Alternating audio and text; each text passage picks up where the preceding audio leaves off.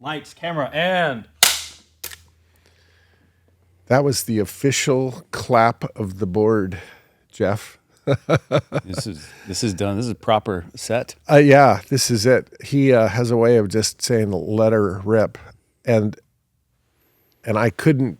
There's no way I could be more excited for this. When I sat and made a list of, like, literally, I'll never forget it.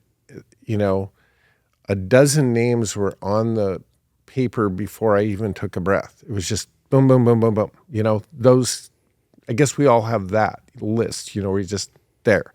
It's like a given. And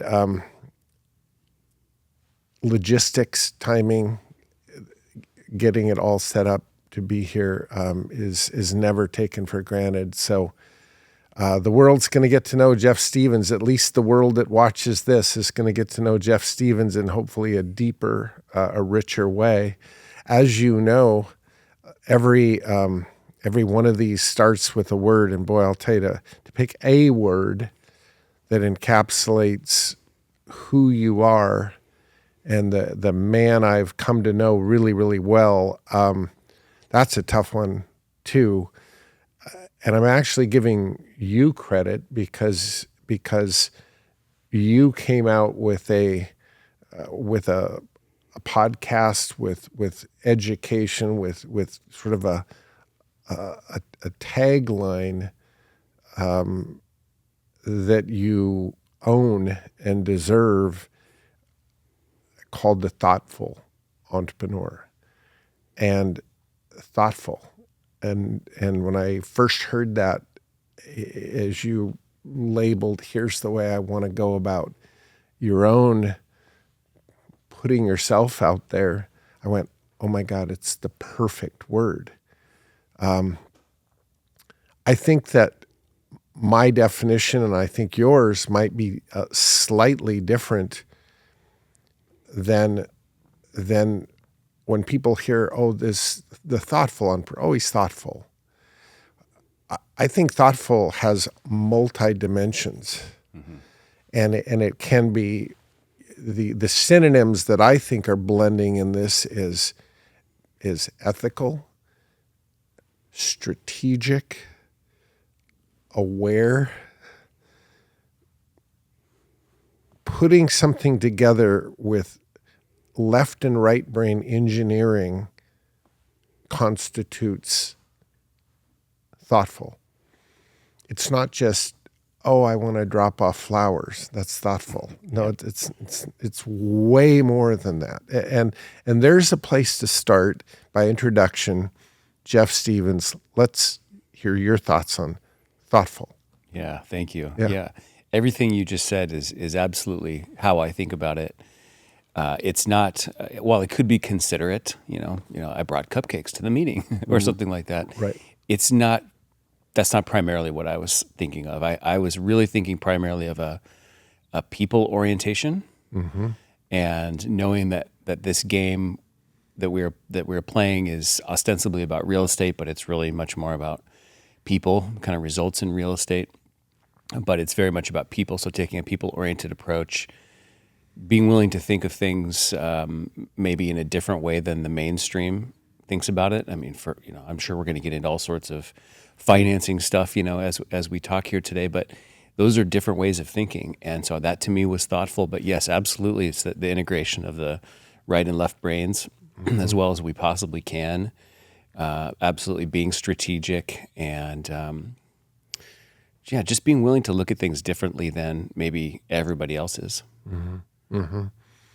I think the world already, as they're watching 2 minutes into this, has also picked up on something else about you, that as you're talking about this word thoughtful, your mind, your intelligence comes out just instantly. I would dare anybody to spell the word ostensibly, and then much less say what the hell does that mean. But it comes off as just another word out of your brain.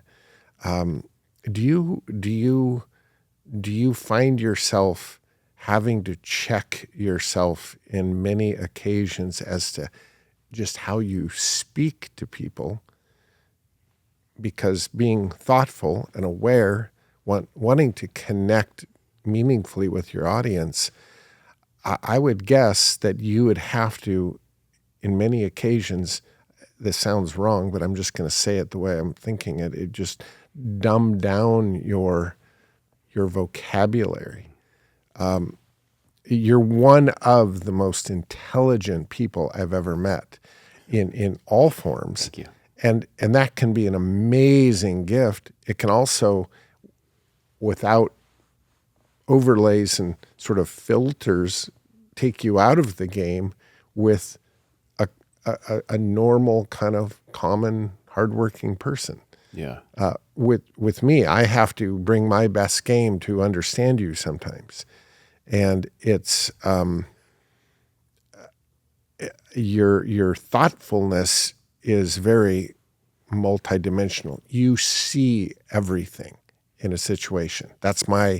There's the conclusion of who I've come to know after many years of one-on-one working with you. You don't miss a thing, and that is also a part of thoughtful. But do you have to curb that sometimes?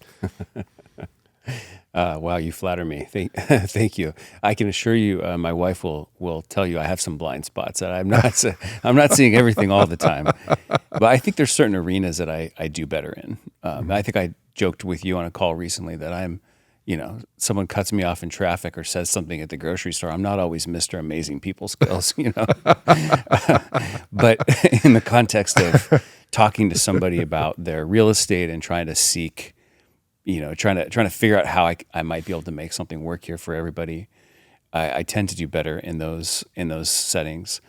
I don't ever, in that setting, ever really feel like I have to, be extra grassroots. I mean, I don't know. Maybe I just sort of naturally can detect certain situations where I'm going to want to downplay this or that. But I do think in the other sort of part of what I do, where I get to talk to our peers, other real estate investors, I do find myself, it's weird to say, but I almost find myself wanting to use the bigger words more to like explain ideas. And I'm not sure I'm always doing a great job of meeting people where they are in that context. I think I do a better job meeting people where they are when I'm talking to a seller, perhaps. But other real estate investors, I'm so excited about these sort of advanced topics, and I want to, demonstrate. I want to explain these sophisticated things to them that they're not necessarily seeing. But I think sometimes I can miss the mark a little bit because I'm not really meeting them where they are. I think that's easy to do in a world of, we put real estate under a bucket. Oh, you're in real estate. I'm in real estate. Let's talk real estate. But the brokerage world, if that's all you've ever known, for example, boy, you start talking about certain forms of deal structuring, and the nonverbal tells you immediately that they're not following you, right? They've done it very, very standard procedure. And there's nothing wrong with that. Real estate brokerage is mostly marketing. It's not deal structuring. And so, I think it's easy to make that assumption, but it quickly you realize, I think I'm missing the mark here. I do. I often feel kind of awkward in, RIA settings and things like that, because on the surface, we're all speaking the same language, but I feel like I'm speaking a different dialect of that language. Right. And they don't realize necessarily that I'm speaking a different language, but I realize that I'm speaking a different language. So it feels like this one-sided disconnect to me sometimes, where I sort of feel like I'm not relating to you as well as you think we're relating to each other right now. Exactly, right. I want to go back. I want to understand this mind and the formation of it. This entrepreneurial mind. Not that there hasn't been some standard jobs way back, but I want to understand the evolution of you from your parents, your upbringing, how you saw the world, your family, and sort of what segued you into entrepreneurship and then from there into real estate. Would you just riff on that? Because I think it's really important to sort of see the place somebody has come from to sort of appreciate where they are today and their gifts and abilities and their blind spots. Sometimes it's all discovered as you sort of look at it from a different angle. So yeah, go in that direction for a while, would you? Yeah, absolutely. As I was reflecting on my own stories and journey and whatnot in anticipation of our conversation, I feel like there was this moment, almost just like this marker, this wall between the first version of me and the second version of me. And that marker was probably right about when I was 24 or so. I'm 46 now. So I grew up, I think, very playing by the rules. I liked school, and I was good at playing the school game and got good grades and things like that. And so a lot of, like, one of the main markers, I guess, or attributes of this first chapter of my life, I guess, was a lot of attaboys. And because I guess I was good at playing somebody else's game. That's sort of the headline I put now as I look back on this first chapter of my life. And that continued through college and after college. I was getting good grades and just recognition from other people. But I was a participant in their game, basically. And I had a real job for 2 years after college, and then that's when the break happened. But even in that first job, for those 2 years, I worked at Umpqua Bank in the marketing department there, and it too was like I was doing well in their context, basically, and I got recognition there and whatnot. And somehow it wasn't really planned, and it didn't come from me hitting a wall and getting frustrated or anything like that. But somehow I sort of decided that I had maybe more to give than that job was going to let me, I don't know, take advantage of. And so I really naively just sort of said, I think I'm going to start doing some freelance work on the side. And for me, I came from a creative writing sort of background in college and advertising, stuff like that. So I was a copywriter, and that's what I was doing in-house basically at Umpqua Bank. And I said, I'm just going to start freelancing. And so this was like the early 2000s. I said, well, I guess I'm going to need a phone. So, in the early 2000s where you get a cell phone at the car stereo store, of course, right? So I go into like Car Toys or some place like that and got a little cell phone. And at Umpqua Bank, back in our mailroom, we would get like the Business Journal, the Portland Business Journal. And once a year they'd come out with their book of lists. And I looked at the book of lists and I was like, that looks like a book of potential clients to me. So I swiped that and took it home and wrote a letter and then mailed out a bunch of letters to the marketing directors of all these companies around Portland. And then on my lunch break, I would go sit in my car and just call to follow up. On your business phone? Yeah, on my business phone from Car Toys. And I would just make warm follow-ups, and I got some clients that way. And so I started freelancing a little bit, and it was very simple math. I just said, well, gosh, if I could bill 3 hours a day at like $35 an hour, I could basically break even from what I'm making at my job right now. So when I was 24, like maybe, 6 months after, 7 months, 8 months after getting married and buying a house, which all happened at the same time, I just gave my notice and started freelancing. And I didn't really realize, it's only in hindsight now that I realize the wall that the marker that was between these two worlds. I knew I was stepping into the world of I can decide my own ceiling. I can make what I want to make financially. But what I didn't realize at the time, that's been, I'd say to me, like the defining characteristic, is that first chapter was all about me navigating somebody else's game well and getting accolades for that. And then the second chapter is nothing like that at all, right? I mean, it's almost the opposite. It's like you start putting yourself out there, and people are looking for reasons to criticize you or to critique you or whatever. And so that this whole second chapter of my life so far has been totally different. And I would say, like, I've there have been a lot of moments, and even to some degree still, like where I still kind of grapple with that. You know, not everybody just wants to go, oh, good job, Jeff. You know, and it's so embarrassing. I can't believe I'm saying this stuff on a podcast, but you know, like that's been a very different thing. I think that it's what you're saying here is, I think a lot of people experience it, but nobody's really thought about that.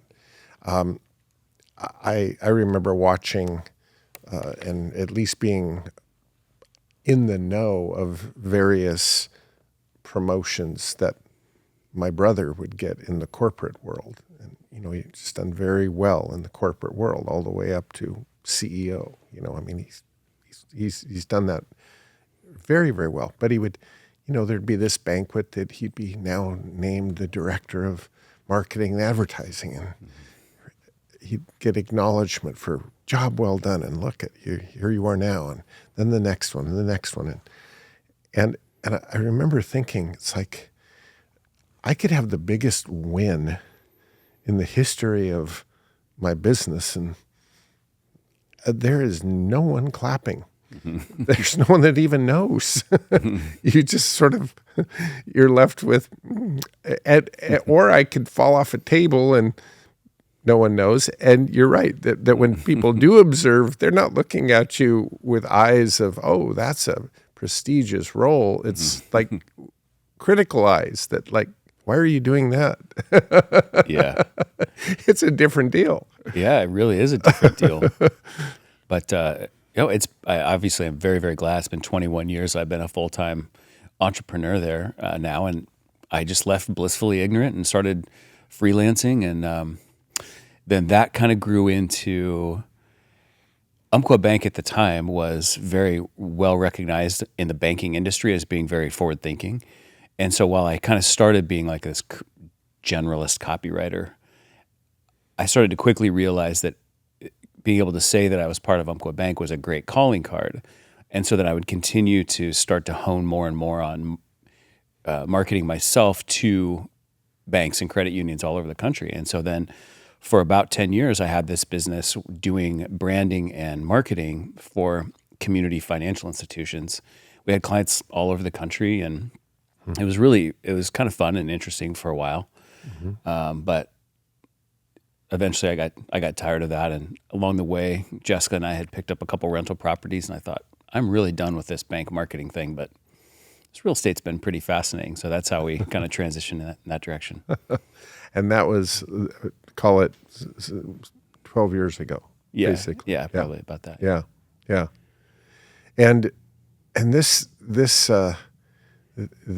formation of you in terms of your mind, in terms of your belief system,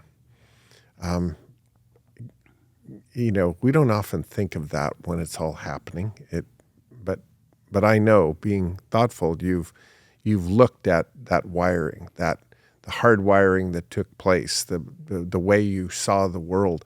What parts of that have you ratified, and what parts of that have you remodeled or changed from the way you were installed?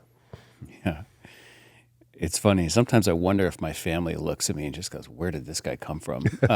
You know, he kind of looked like us for the first 20 years, but then after that, I don't know what's going on here. My parents divorced when I was 8, and so I stayed. You know, I lived with my mom and stayed close with my dad most of the time too. But my grandfather, my mom's dad, also then he became probably like the number one father figure for me, because I would see him every day, and he took close care of us while my mom worked and everything. So as I think back, I think he was the number one influence on me. And he was a great guy. I'd say very, very conservative, fiscally responsible. You know, he's the guy who, well, he actually worked for the Oregon Department of Revenue, and as like an auditor and things like. So he had more of a. That sounds very conservative. Yeah, I mean, auditor. It sounds awful. Controller. To me, yes, yeah. Right. But you know, he had. I grew up when I learned to drive. When he taught me to drive, we had one of those little tiny spiral notebooks in the glove box. So when you got gas, you'd write down how many gallons you had to buy, how much you paid for it, and what the odometer reading was before and after, and you could calculate what your miles per gallon were. And I grew up doing that, thinking that kind of thing was normal, which I now look back on. I mean, I absolutely don't do that anymore. He also taught me to, get gas when it hit about the halfway empty tank, and so I don't behave like that so much anymore. But that was sort of this close tracking things closely was maybe a theme there. I think when I think back to one of the main lessons that was sort of indirectly instilled in me was kind of the idea that money is more valuable than time. And I don't, this is no criticism at all, but we would go. We lived in Sun River. It's about 15 miles away from Bend, and so we'd drive into Bend, and we'd spend like a whole Saturday grocery shopping, and we'd go to 4 or 5 different grocery stores, because that's like, the bread and the eggs and stuff were on sale here, and then the meat and stuff was on sale at this one. And we drive around a lot, and that just seemed very normal to me. But it's sort of in hindsight now that I recognize that was sort of this consciously saying, like, time is less valuable than money. And well, not only are we spending, a lot of time and money driving back and forth long distance, it was more important to get, like, the 50 cents off on the eggs here, and then to drive across town and spend time doing that. So that felt very normal to me too. And it took me a long time to realize that. And I don't think there's anything wrong with that, but it is a perfect example of the stuff that gets installed in you that you don't even realize is installed in you. Mm-hmm. The accountability of it all, in a sense, that word accountability of does this make sense? Yeah. Yeah. Really interesting. Yeah. Really interesting. It's helping me on parts of you that I can still see the tentacles of accountability, mm-hmm. which accountability is great in many ways. Yeah. Yeah. It can also be stifling from creativity sometimes. Yeah. Yeah. Yeah. Yeah, absolutely. But yeah, my grandpa got me on a really good track, academically, and he breathed a lot of belief into me. I mean, he was one of the first people who believed in me more than I believed in myself. And you're the one for me currently who tends to do that, as does my wife Jessica. But yeah, so that was also really, really valuable. I remember once him asking me if I was going to try out for the basketball team at U of O, and I was like, "What are you talking about?" Like, I like to shoot hoops in the driveway, but he's like, "Why? You could do it." I was like, "Wow, that's a whole nother level of belief than I." Thank you. I mean, I think that's a little crazy, but thank you. And so I think there's some good things about that sort of stuck with me. Yeah, yeah. Huh, that's wild. Yeah. You mentioned that when you were at Umpqua and with Jessica, that you guys bought your first house. It's always fun to hear about the first house, and and especially come from a perspective of what you know about real estate now versus Mm-hmm. that first house. Tell me about the first house. Yeah, so we still have the first house. Yeah. And I'm so glad we did it. I'm so glad we did it when we did. My mother-in-law had a brief period of her career where she was a real estate agent, so she acted as our real estate agent, and we bought a house in the Concordia neighborhood of Portland, which was kind of up and coming at the time. And it was, I'd say, kind of a cosmetic fixer. Had some ugly lines to it with some Frankenstein, additions that had been done on it, but inside it was kind of a cosmetic fixer. And but I had a good time with it, and I discovered very quickly that cleaning properties, not really my skill set. I remember buying some crown molding and mounting it flush against the wall, not realizing it was supposed to be at an angle, and just all sorts of things. But in some ways, like I look back at that and I laugh and I say, like, this is a really homemade remodel. But it actually has served me well in the sense that I don't have any illusions that that's my strong suit, and so I actually have not gotten caught in the trap of like trying to remodel my own investment properties, because I know that that's not where I add the most value. Right. But on paper, based on the timing and the location and everything, this is like 2002. The value on paper went up a lot very quickly. And I also, in hindsight, this is like a near miss kind of a thing. I didn't even realize what I was doing, but we bought it, in late 2002 when I still had a job. And then 6 months later, I just quit my job. And it wasn't until years later I thought to myself, whoa, I could have quit my job and not had any recollection or any concept of how that would have posed my ability to buy a house with a bank loan. Because I worked at the bank. So the Umpqua Bank is the company that funded the mortgage the first time. So anyway, it was a very good thing. So glad we did that. But as the value rose, then we got a home equity line and pulled the money and started investing. Here we go. Yeah. It's and I do know that first house, and you never forget it. Yeah. So Jeff, the transition from marketing, from working as an independent company helping others with their marketing, to switching to full-time real estate entrepreneurship. This is what I'm going to do.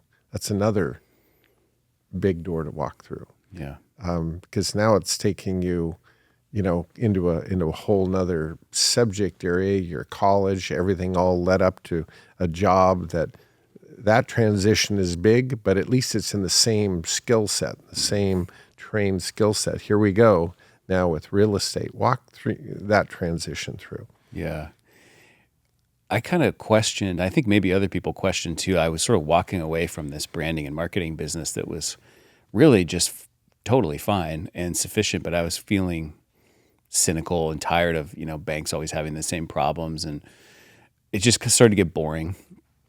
And so here I was going to shut down this thing that worked perfectly fine.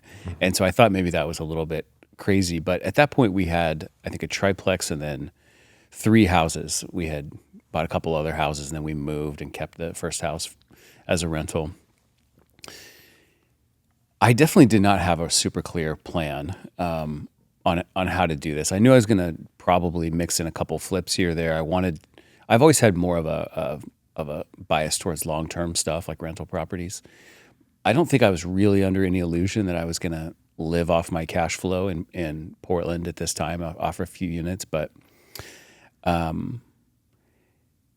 I just kind of started doing it. I think that is actually, for me, one of the things that is overall a strength. I mean, it's a bit of a sword, probably with 2 edges, but generally, like, I'm willing to just get an idea and start doing it immediately. Definitely kind of a ready, fire, aim sort of person. So I just kind of started doing it, and I did flip a property that went okay to begin with. But I would describe these first 2 years, like from when I started doing that to when I met you, as I was kind of stumbling around, in the wilderness, just trying to figure out what kind of might work. And our first rental property was just a very conventional thing. It was a listed property, bank loan. It was all very sort of normal. And I thought, okay, this is good, but like, what am I going to do? Just save up $90,000 every few years and do it again? Like, it just seemed kind of slow and promising, but like kind of slow, I guess.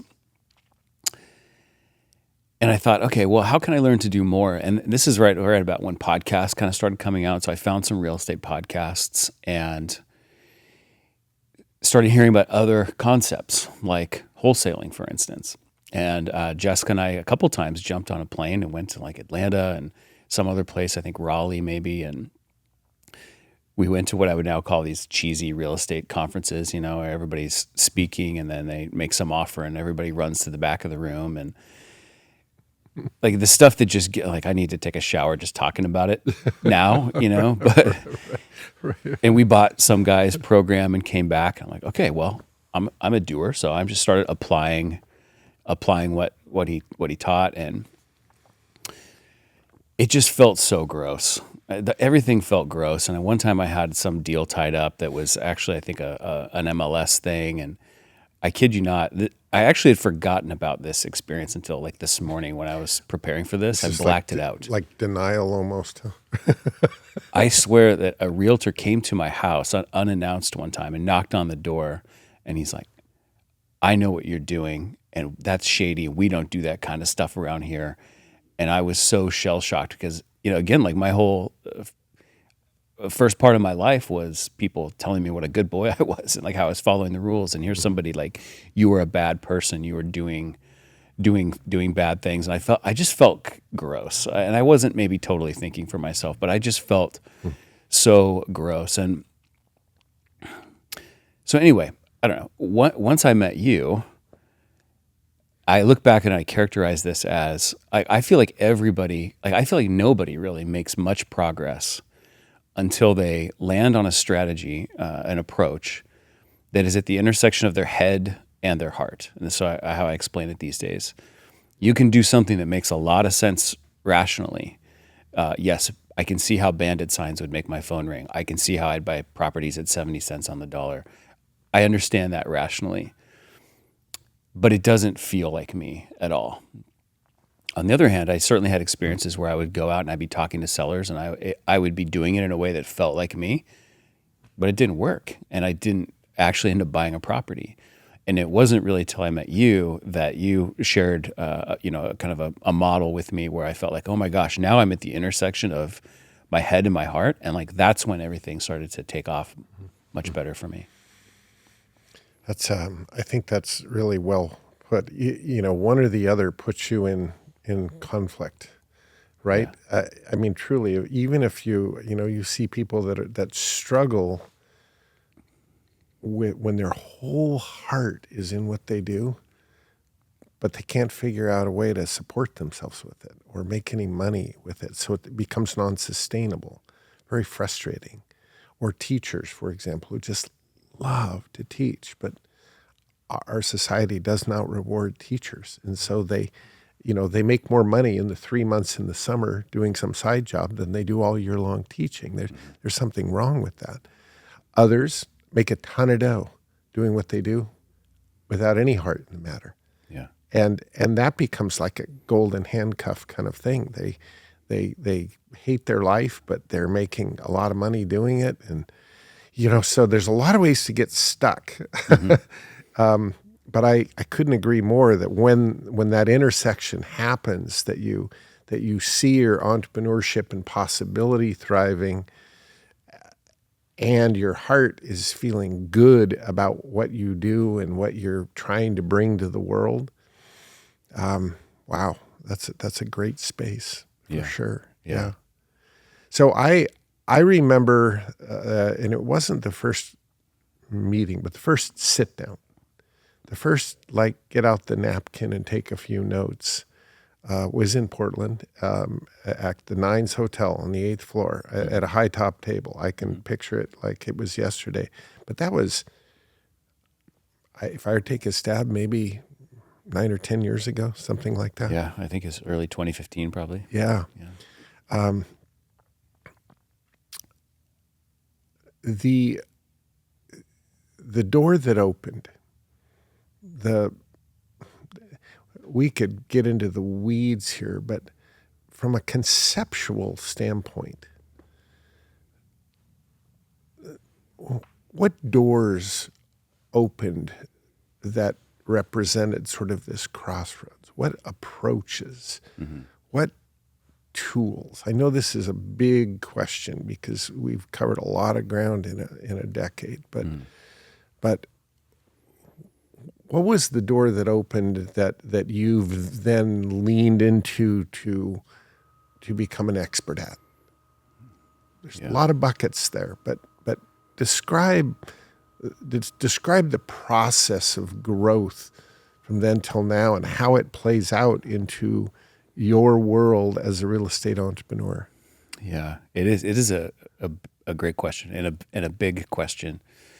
I think it's about two things that are not even really two different things, but have sort of molded into one, which is the orientation of connecting with people, navigating towards agreement in a way that's not necessarily so overt. It's not like, okay, now we're going to negotiate, but just that it's much more organic and is happening all the time. And so I've leaned into that.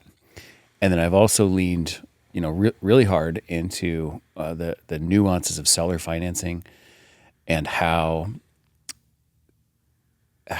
basically the idea of how we can be buying financing more than we're buying real estate. I mean, that's probably the single biggest idea that was completely unfamiliar to me that I just latched onto, when I met you and started going through the Master Series and Power Players, that I just can't let go of because it's still so endlessly fascinating to me. Whereas the first part, the people side, was probably me realizing that what I was already naturally kind of set up to do was actually super useful, and then arming it with this new set of tools, and then just that seeing how nicely that these two things actually go together, that you can find somebody and meet them and kind of put your arm around them and walk in a certain direction that is exactly what's great for me, and it turns out is exactly what's great for them, and just have it work out very seamlessly. That was a revelation to me. Yeah. And there's that marriage right there. Is that it's a very deep left brain understanding of finance, structuring, all the reasons for both parties why you might structure something this way. Marry with this idea of there's all kinds of ways to be human and flexible and customized about this to meet somebody where they are, when they need to do what they've got to do, what they're trying to solve. I think oftentimes we look at them as exclusive pursuits. There's the counseling right brain side to listen and help direct, and then there's the business side, the numbers side that, and it's a seamless merger of both sides of the brain. That really allows for something thoughtful. Yes. Right? It's like equals thoughtful. I think that's a tremendous way to encapsulate that. In terms of your view of real estate has all sorts of pursuits. Many people that are real estate investors have been taught that there has to be motivation, and usually motivation driven by adversity, for somebody to consider alternative ways of doing things. They have to be somewhat broken and desperate. Riff on that concept, because I know you think differently. I do. I think very, very differently about that. I've thought about it in terms of motivated seller, capital M, capital S, and motivated seller, just an adjective, motivated. It's the capital M, capital S that is the real estate 101, the seminar, the run to the back of the room crowd. And I'm happy to help somebody like that if they come my direction, but they don't honestly come my direction too often, because that's the fish every other real estate investor is fishing for. So there's no shortage of options for those folks. But my belief is that if I send somebody a letter, and there's lots of ways to generate leads, but I've really come to love specifically sending people letters that are, there's no reason for me to think that they necessarily want to sell. There's no signs of desperation or anything like that. But I send them a letter and they call me back. In my opinion, they are a motivated seller, lowercase m, motivated seller. I'm confident that they're not just calling me back because they want to make friends and they're bored. But to me, the main difference is motivated seller, the proper noun, capital M, capital S, their motivation might as well be just spray painted on their forehead. It's obvious. Oh, the roof is caving in. Oh, your house has been red tagged, or you're going into foreclosure or something like that. But the motivated, the person who's calling me back, I know they're motivated, but it's just a much less obvious version of motivation. So it takes more time. It takes more, I think, probably skill and nuance to be able to tease out what that motivation is, because it's usually just not obvious. But I am confident that they're not calling me back just for fun. They're calling me back because, as I would put it, in their mind, there's at least a sliver of a chance that their life, their situation could be better in some way if they call this Jeff guy back. But so it becomes my job to figure out what do they think could possibly be better about their life or their situation. And sometimes, it takes a little work to get that out, because sometimes they might not even know exactly consciously. Right. Sometimes they might actually be withholding it out of a sense of fear and protection, and any other number of things. But to me, that's where the art comes in, is figuring out like what's really going on here, because there's a reason they called. And typically, Jeff, I think there's a mindset out there that, well, sellers that do want to sell, they've got one motivation. Or I should say one objective. They want the most money that they can get out of this product, period, end to done, clean deal, just take the money and run.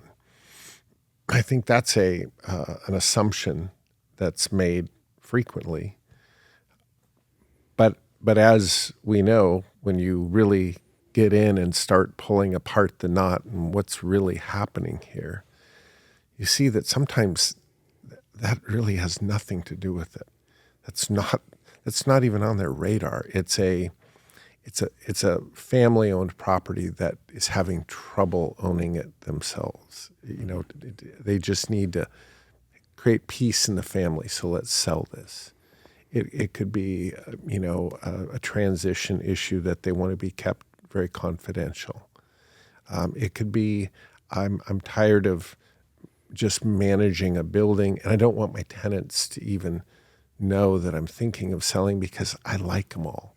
Yeah. Right. And so the real issue, the one thing, the one big thing it's never like, and I want all the money I can get out of this. That's the one thing. It so often it has nothing to do with that. Give me some examples that you've run into of without names of what was the small m motivation that drove them to call. Yeah, it is such a gamut of things. Yeah. And in my opinion, it's almost never about money. I'll get to that in a second. It's about other things. I often say money is just paper and green ink. Like, if you just want paper and green ink, let's just head down to Staples and pick up some supplies and we'll get you all the paper and green ink you want.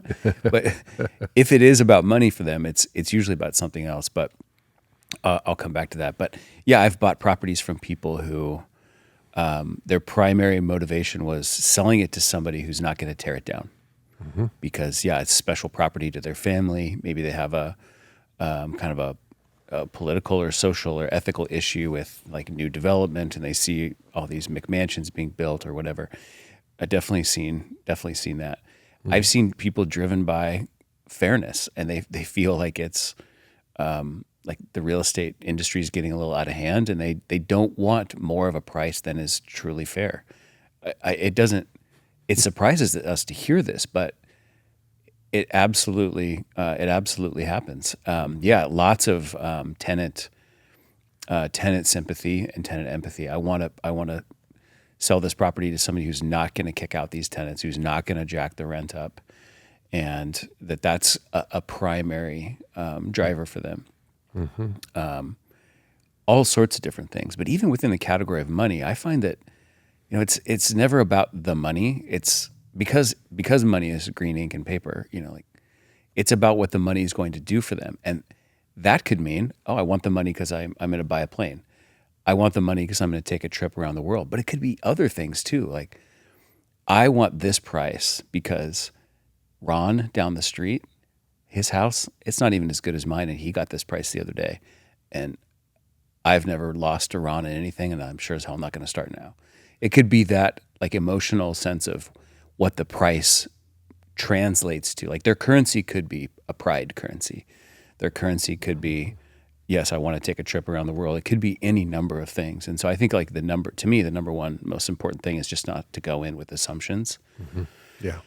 or come to a conclusion too quickly. Like when I get to work with other people who bring me some scenario and I'm like, okay, so tell me what's going on. What do they really want? They're like, oh, they just want cash and the most now. Like, I mean, that's like taking a shovel and digging like a half an inch deep. I'm like, I think we're going to need to dig a little deeper here because there's more to it than that. Right. I think of one, Jeff, that, and this is a segue into the language of opportunity. In order to recognize the language of opportunity, you have to have a toolbox. You have to think, oh, ding, that could be this tool that could serve you. I had a seller unknowingly sort of lay it out like a walk mat, unknowingly tell me that, listen, the reason I'm selling is that, well, let me just be blunt about it. My daughter is a single mom. She's not a good one at all. And so I am these 3 kids' only hope. And so I'm selling this so that I have money to, when I'm gone, they'll have money. I want to set it aside for them because they're not going to get educated any other way. They're not going to have anything any other way. And it's just the way it is, but that's, well, what he didn't know when he's laying out this plan is that, being involved in the beneficiary of a note with a remainder beneficiary being grandchildren, his grandchildren, is a part of a deal structure. It assures that it goes from you to them, and you could even go further in naming a trustee of this, not his daughter, if she's incapable. You can really start customizing to give him assurance that what you're trying to do can be structured in a way that delivers. Yeah. Absolutely, and so that your heart can be at rest. You've accomplished what you wanted to accomplish.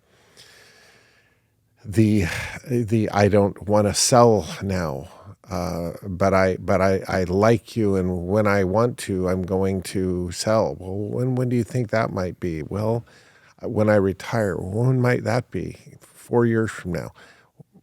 This is the language of a tool, right? And so I think that the listening and heart, that thoughtfulness mirrored and overlaid with the left brain toolbox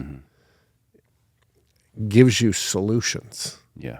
Gives you ways to start directing things that meet their objectives beautifully, but also meet entrepreneurial objectives that you have as a buyer of real property. Yeah, there's the mesh. Yeah. There's the dance. Yeah. I want to insert something here because I want to continue with the world of thoughtful negotiation, ethical negotiation. I have been teaching this, Jeff, forever. I mean, my 20s, which seems forever. And truthfully, I could put you in a category of 2 others. That would be 3 of you who have become masters of the art of negotiation. Dr. Shadow would be more than proud of your abilities, and especially your thoughtful abilities, your ethical abilities, but truly your awareness as a negotiator, your ability to connect with all types. I mean, oh my God, I think of attorneys that own buildings that you've negotiated with, and high-tech people and 70-year-old ladies and everywhere in between. The audience has changed drastically. And yet the ability to come in and connect the language of your audience. I want you to riff on the language of your audience. What the hell does that mean? I think I know. You really have got it, though. What does that mean? Well, first of all, thank you for the kind words. I really appreciate it. I think this is the area of all this that I really love, because it's a challenge. Each person is a puzzle. I mean, the expression I use all the time now talking with people is solve the person. And we can't really, it's hard to even solve the deal until you've solved the person. And both of those things have to, I mean, that's probably left brain, right brain. And those things have to, merge together. I think the language of the audience can sometimes be really overt and specific. Sometimes it's just a little more maybe generalized. But I think the first thing is, yes, you have to be aware that you should be paying attention to what their language is. And when I think of the language of the audience, I also kind of think of the currency topic too. What is it they're seeking? What do they value? What do they not value? But there's on a really tactical level, I think the language of your audience is a fourplex. One seller might call that the apartments. One seller might call that the building. One seller might call it the fourplex. And so just could be mirroring even those like little tiny, seemingly unimportant language choices. Right. Or if they have a name, like a lot of properties have names, like they have a name. And then I've given it a name too, but I don't tell them what my name is. I have to keep using, their name so that we're just speaking the same language in a more literal sense. Mm-hmm. Mm-hmm. But then I think there's a broader sense too of once we start to detect some of their attitudes about various things, continuing to make sure that we're, somewhat in line with those. I think of one scenario, for instance, there was a woman, or a family now, I've bought 3 or 4 properties from them. And one of the earliest ones, I was at their house and they were talking about the current president and sort of, using language. It made it very clear that they weren't a fan of that person. And I actually felt a little uncomfortable because I was like, geez, this is a little bit harsh. And this is not really how I see it. But without, I wasn't going to suddenly be somebody I was not and start saying, oh yeah, that guy's a jerk, what a loser. I wasn't going to do that because that would be inauthentic. However, there is energy, this gets into the judo topic a little bit, but there's energy in that, right? So it's easy for me to now say, well, I can see why you wouldn't want your capital gains chunk to go and fund this administration, or the way things are going in the country, I can see why you would want to get rid of this property now or whatever, So just sort of taking the energy of to me, that is the language of the audience, even if it's not about exact word choice. Right. Pre-existing momentums of attitude. Yes. Mm-hmm. Yeah, exactly. And that one was like so obvious, Right.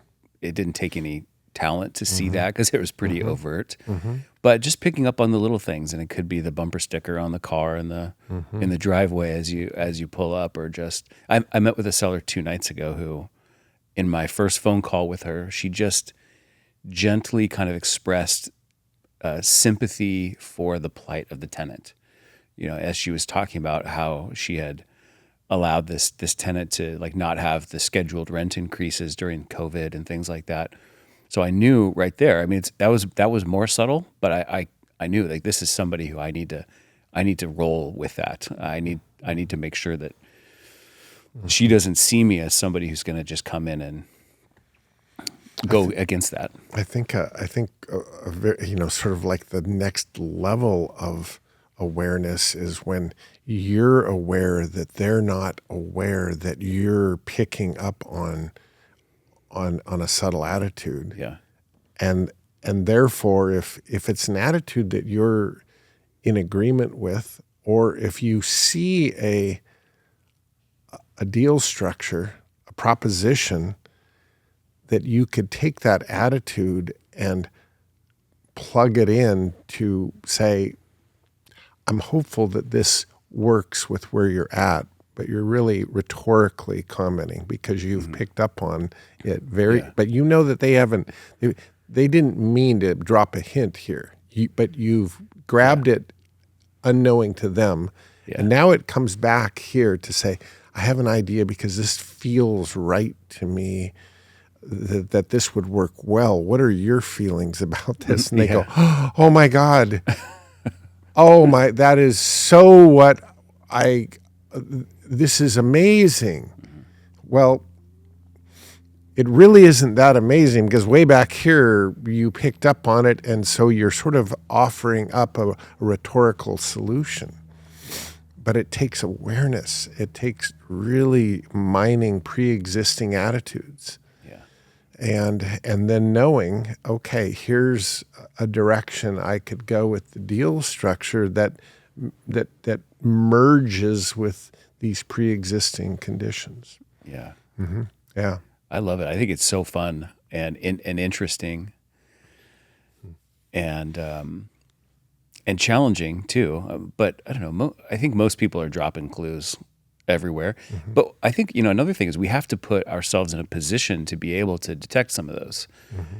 That comment that she made was just over the phone. But when I met her in person, a whole bunch more clues, from the vehicle she was driving to how she was dressed, and all of these things are now giving me a much clearer picture of who I'm working with. And to me, like that is a perfect example of how that is so normal to you and I and everybody else who's learned from you. So you get face to face with people, for crying out loud, and see what their environment is like, and understand. But that is so different than the mainstream world of real estate. And I feel like I've gotten to this point now that the more and more entrenched I get in sort of how we do things, the crazier everything else seems. Like, it just seems ludicrous to me to be just emailing PDFs back and forth and calling that negotiation. But that's what's normal. And that's it, kind of, like it goes back to that where we started about the feeling a little disconnect with people who are in real estate, because we might be in real estate, but we're going about this 180 degrees. Yeah, very differently. I visualize, Jeff, a rolling video. Say you're given a rolling video, and as if you're following somebody into their home. Oh, come on in, Jeff, and the camera's behind you, and it just sort of pans the scene, them, the way they're dressed, their space, how they conduct themselves, what they offer you, what they don't. Yeah. And if you had 30 seconds of rolling film, and then all of a sudden the film stopped,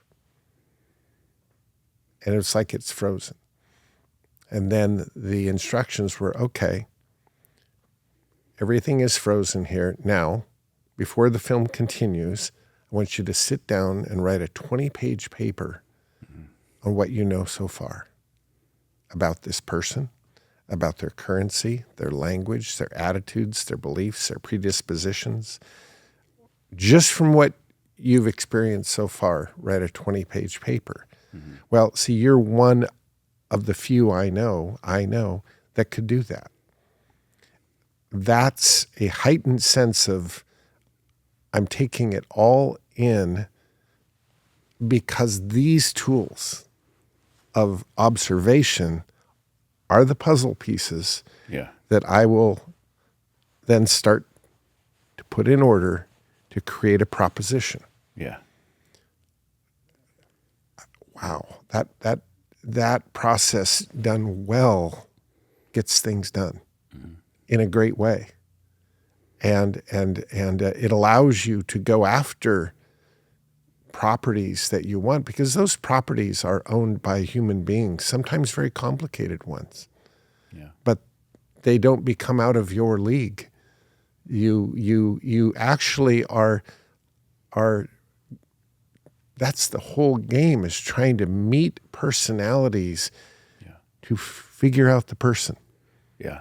Which then allows you to assess, can I take it from there to figure out the deal?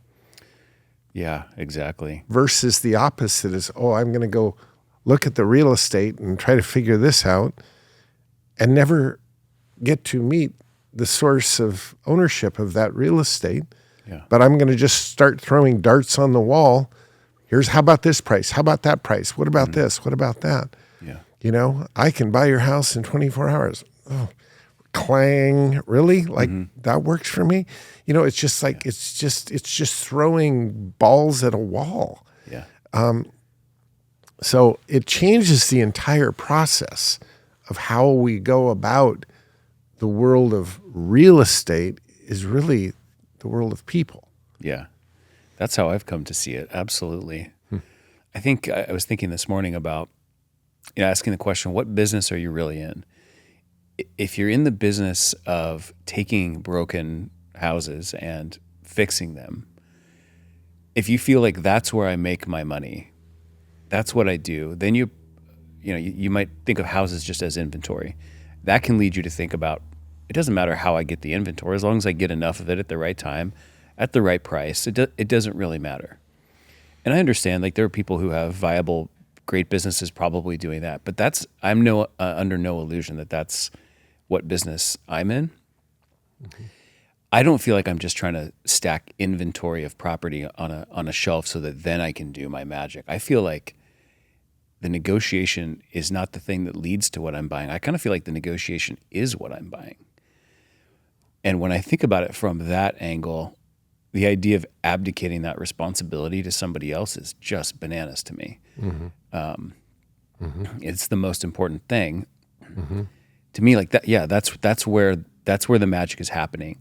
I will then fulfill that purchase through some renovations and managing the property and whatever, reselling it perhaps. But the business I'm really in was the negotiation of an agreement. Right. And then everything else is kind of just fulfillment. Whereas I think a lot of other people see it as, oh, it's just this acquisition part. It doesn't matter where I get it, how I get it, where the lead comes from. My job is just to, fix broken windows and paint things. But I don't know if that even makes sense, but I see what I do is very different. Well, it makes extreme sense to me, and I'd like you to elaborate on this thought, because again, I know you can, and I want people to hear it from you. Why would you buy a piece of real estate that you don't necessarily even like the real estate? You're not in love with any part of the real estate. Why would you buy the real estate and go through this whole process if you didn't like the real estate? What else is there? I'm teeing up. I know, it couldn't be any better. I couldn't be any better than that. No. Go ahead. I just love this topic so much. When you shared this with me, I was just like, oh my God, this is it. And I haven't let go since and been trying to spread the word. So, I mean, the simple answer is we're buying the financing package. And the financing package could be awesome in so many different ways. I mean, it could be multiple ways simultaneously or any way individually.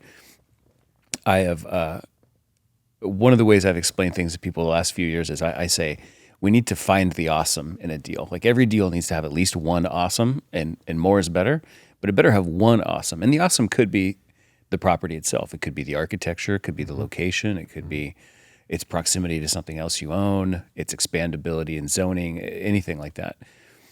But there's this whole category of awesomes that could just be about the financing. It could just be the fact that, like, you can buy this with zero down, or you can buy this with principal only payments, or you can get a 3% interest only loan for 40 years, or it could be any configuration of these things. But yeah, I mean, the way I've come to explain it to other people is, you're buying a property with seller financing, you're buying two things that come married, but with a simple set of scissors that you can learn. You could learn to separate those things, and they are both individually valuable, but they also one might be far more valuable than the other. And so, I mean, as you know, I've bought a lot of properties that I didn't care at all about, but I really liked. God bless Rhonda. Total game changer. Yeah, you need a few Rhondas in your life. Absolutely. And yeah, so this is my favorite thing to do.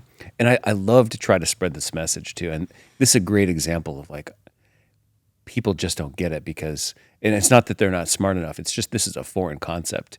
And it's not even that complicated, I don't think either, but it's just so different than what they're normally exposed to. But I like to say, I don't know, I like to tease out these different ideas. Like the other day I said something like, we all know how to refinance some property, but who knows how to reproperty some financing?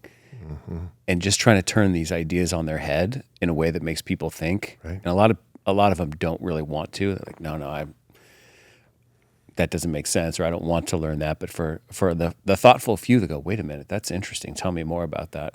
Right. I want to find more of those people. Or for, you know, a smaller few, they simply go, amen. Yeah, a very Right? small They few, go, yeah. yeah, that's it. That's a great way of putting it. Yeah. When we affectionately go through systematically the condiments, as it were, the lettuce and tomatoes, et cetera, of deal structuring.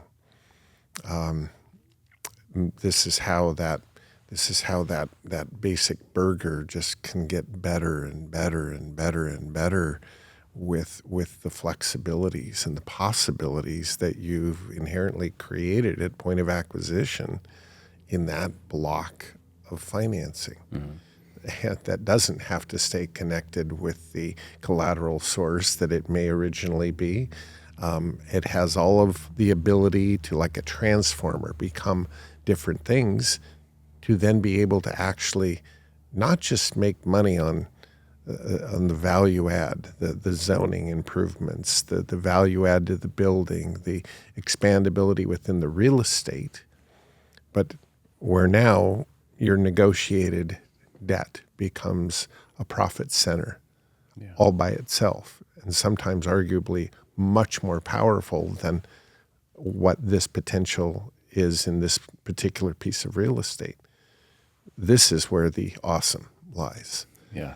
And that's a whole different, it's like another overlay of the chessboard. There's a whole nother way of looking at it, of monetizing it. Yeah.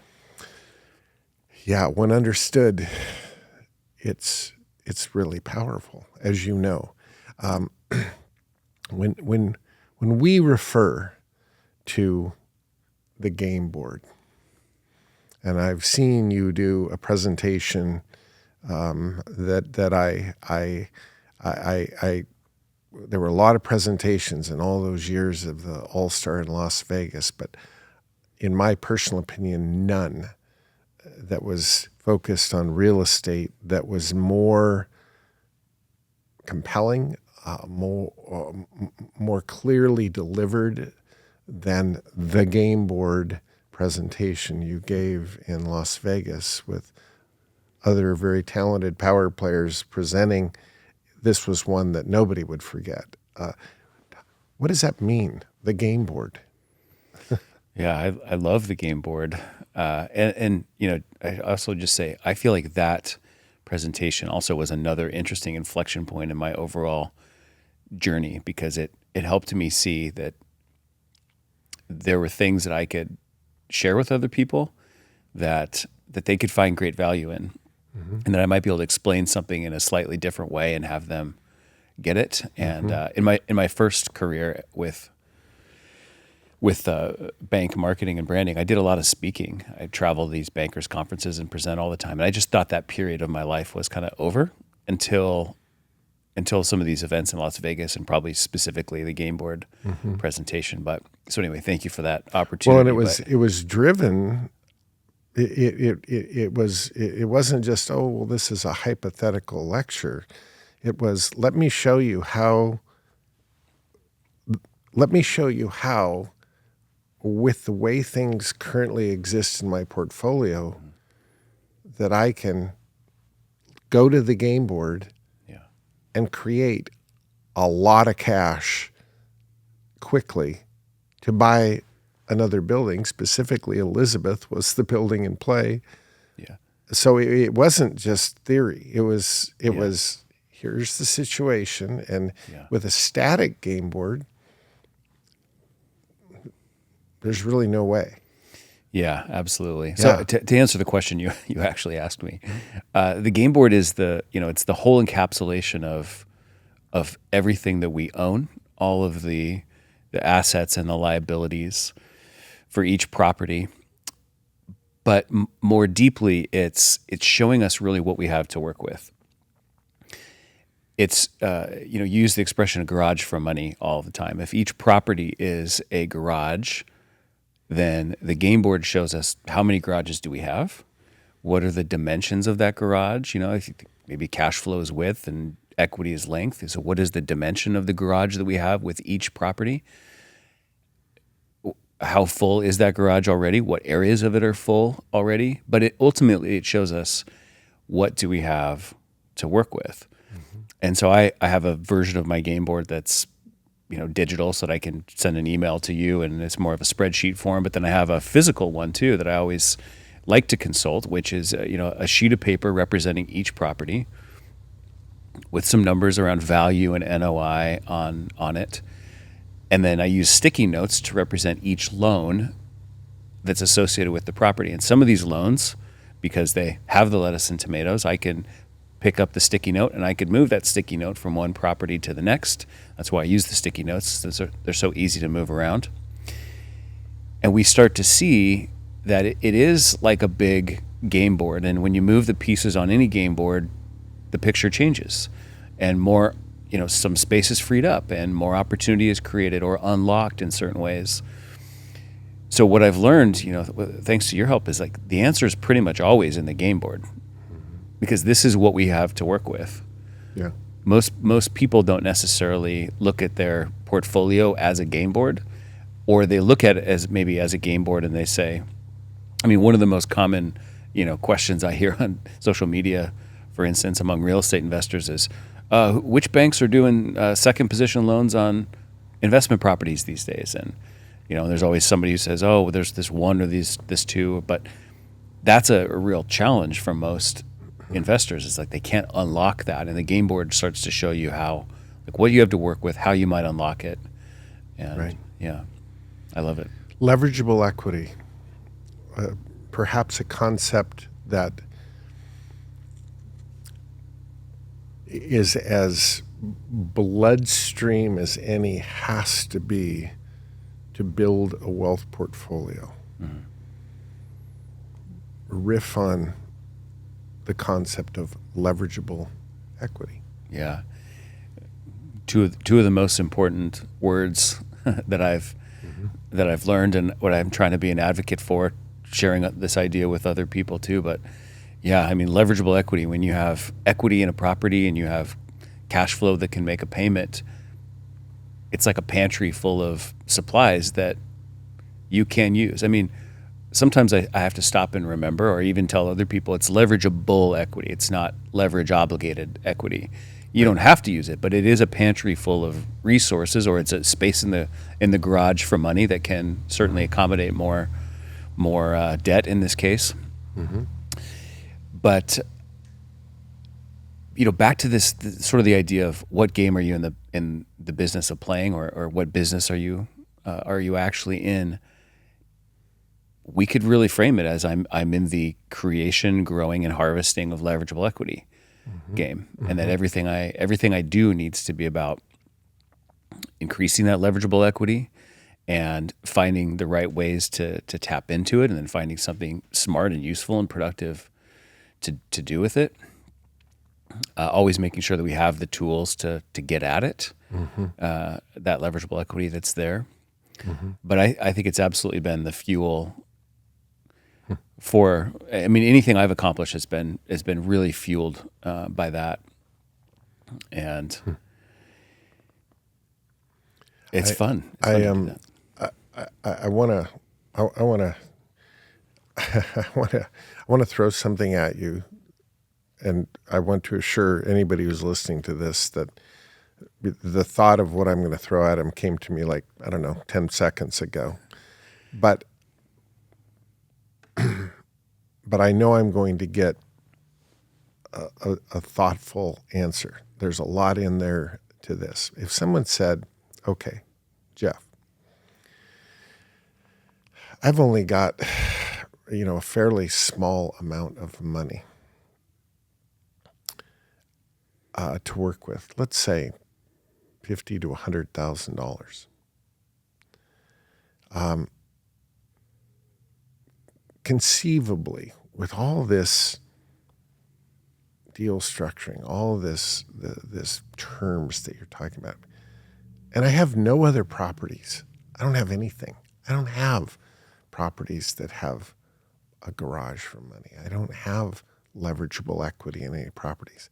How can I get in the game? Conceivably, could you walk me through like a 2 or 3 step process how I could become a legitimate buyer of a $10 million property? Okay, take a stab at that in 2 or 3 chess moves. I've got nothing to work on. Does anything come to mind? I know you would follow it if I told you what to do, but I'm testing you a little bit here. What comes to mind in your creative mind with deal structuring tools, etc.? Yeah. Well, as long as we can have a few moves and maybe a couple properties in between. What if it was just one property that somehow led to the next offer you make is a legitimate offer on a $10 million property? Yeah. Well, I mean, my thought is we're going to have to go buy a first property using the money that we do have in a fairly high leverage way. So maybe we take our money and put 10% down on something. In my market, $1 million is like a fourplex. So maybe we go make an offer on a fourplex with our $100,000, the balance on a reasonable promissory note at 5 or 6% with all the lettuce and tomatoes. So we know we have our substitution of security ability there, and that ultimately, with we can talk about the mechanics, but that ultimately, that $900,000 becomes the seed money that could be 10% down on something close to $9 or $10 million somewhere in that overall range. So we're gonna have to be moving the pieces around the game board a little bit, but it can snowball very quickly if you want it to. Almost like to a T, exactly how I would have said we'll go find a property we don't really want, but we know it's a solid value. We know it would have a normal market buyer quickly. And let's say it's that fourplex and we pay $1.1 million. We give our 100 down and $1 million on a note. But our note has all the lettuce and tomatoes. And we sell it for $1.1 million. But we sell it all cash. And we take the cash and we collateralize the note by $1 million in escrow. That collateralizes the note that we still have. But now we've got $1 million cash in escrow that becomes a 10% down payment on a $10 million property. And we now put that money down and collateralize the note by a second deed of trust on the property we just bought for $10 million. Yeah. And now we own a $10 million property that has scalability. Yeah. Because it's not just a fourplex. It might be 200 units of mobile home parks. And so this enters the scalability concept of wealth creation. Yeah. But so here's this concept of leverage, of moving parts to collateral, and now enter scalability, that if we raise the rent of these particular pads that we've just bought for $50,000 a pad, if we raise the rent on that particular piece of dirt by $50 a month times 200 pads, we've just made ourselves $2 million reverse engineered at 6%. And off to the races we go. Something as simple as this conversation that we're having, very simply, started out as a foreign language. Mm-hmm. Yeah. Talk to me about that process, because you love the learning and the doing. Do you think somebody can get to this kind of competence level that you have without just loving the learning? Yeah, that's a good question. I think you probably have to love the learning, but I think there's a real risk, especially in the real estate world, to love the learning part too much, because you could just spend the rest of your life learning endlessly and never necessarily do anything. And that's always struck me as an interesting, healthy tension between how do you keep learning and growing new things, but also kind of stick to your knitting to a certain extent without limiting your ability to grow as a person and expand, but doubling down on what you're best at, right? Like, for instance, we know that growing for me isn't I should learn how to trim molding in my next renovation. Like, that's not the right version. No. I could learn that, but there are ways I could and should grow, but also while continuing to stay focused on what it is that where I know my greatest talents lie. But yeah, I do think you have to love the learning, but I think the application part, it's going to take a little time. When you started to ask the question a minute ago, this scenario about how you take the 100,000 and turn it into a $10 million property. One of the things I hear people say a lot is, well, this whole idea of leverageable equity is great, Jeff, but there's a real catch-22 chicken and the egg kind of situation here. I'm going to go buy a duplex with all the lettuce and tomatoes, and I've got nothing to do with it. There's nowhere for it to go. And I always say, yes, I know, but just buy the first one.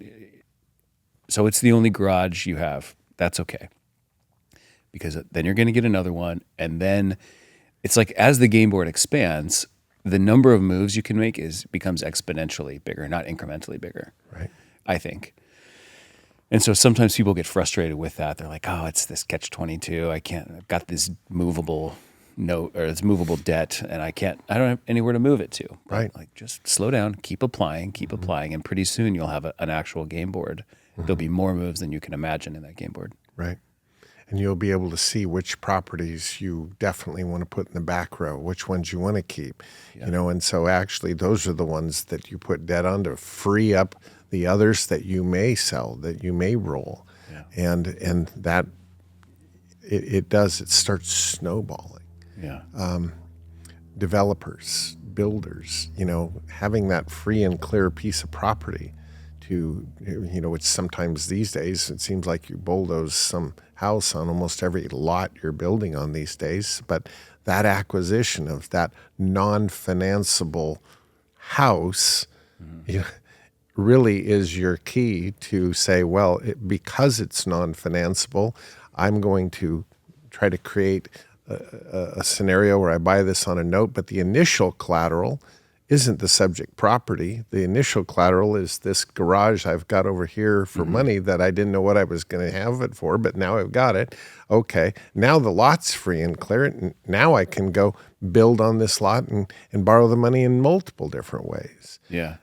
It's you start seeing every asset with at least two-dimensional eyes of not just the real estate, but there's just two things going on. Yeah. And I love the way you put that if they're both awesome, wow. but at least one of them is got to draw you. That's beautiful. Yeah. Yeah. I met with a seller yesterday, two side-by-side duplexes that are mirror images of each other. And she says, $1.1 million for the pair. They both have to be sold together. Makes sense to me. And she says they need about $500,000 down for this other thing that they want to do. So I'm going to work on her on that and try to figure out another way to get her to that project. Anyway, but let's just assume she needs $500,000 down, so nearly 50%, right? Mm-hmm. And so, of course, just like I think most people in my mind, I was thinking, all right, 50% down on each duplex. And as I drove away, I was like, wait a minute. No, the fact that there's two properties instead of one, to the layperson, like, well, who cares? It's the same thing. But like, no. These are two different things on the game board.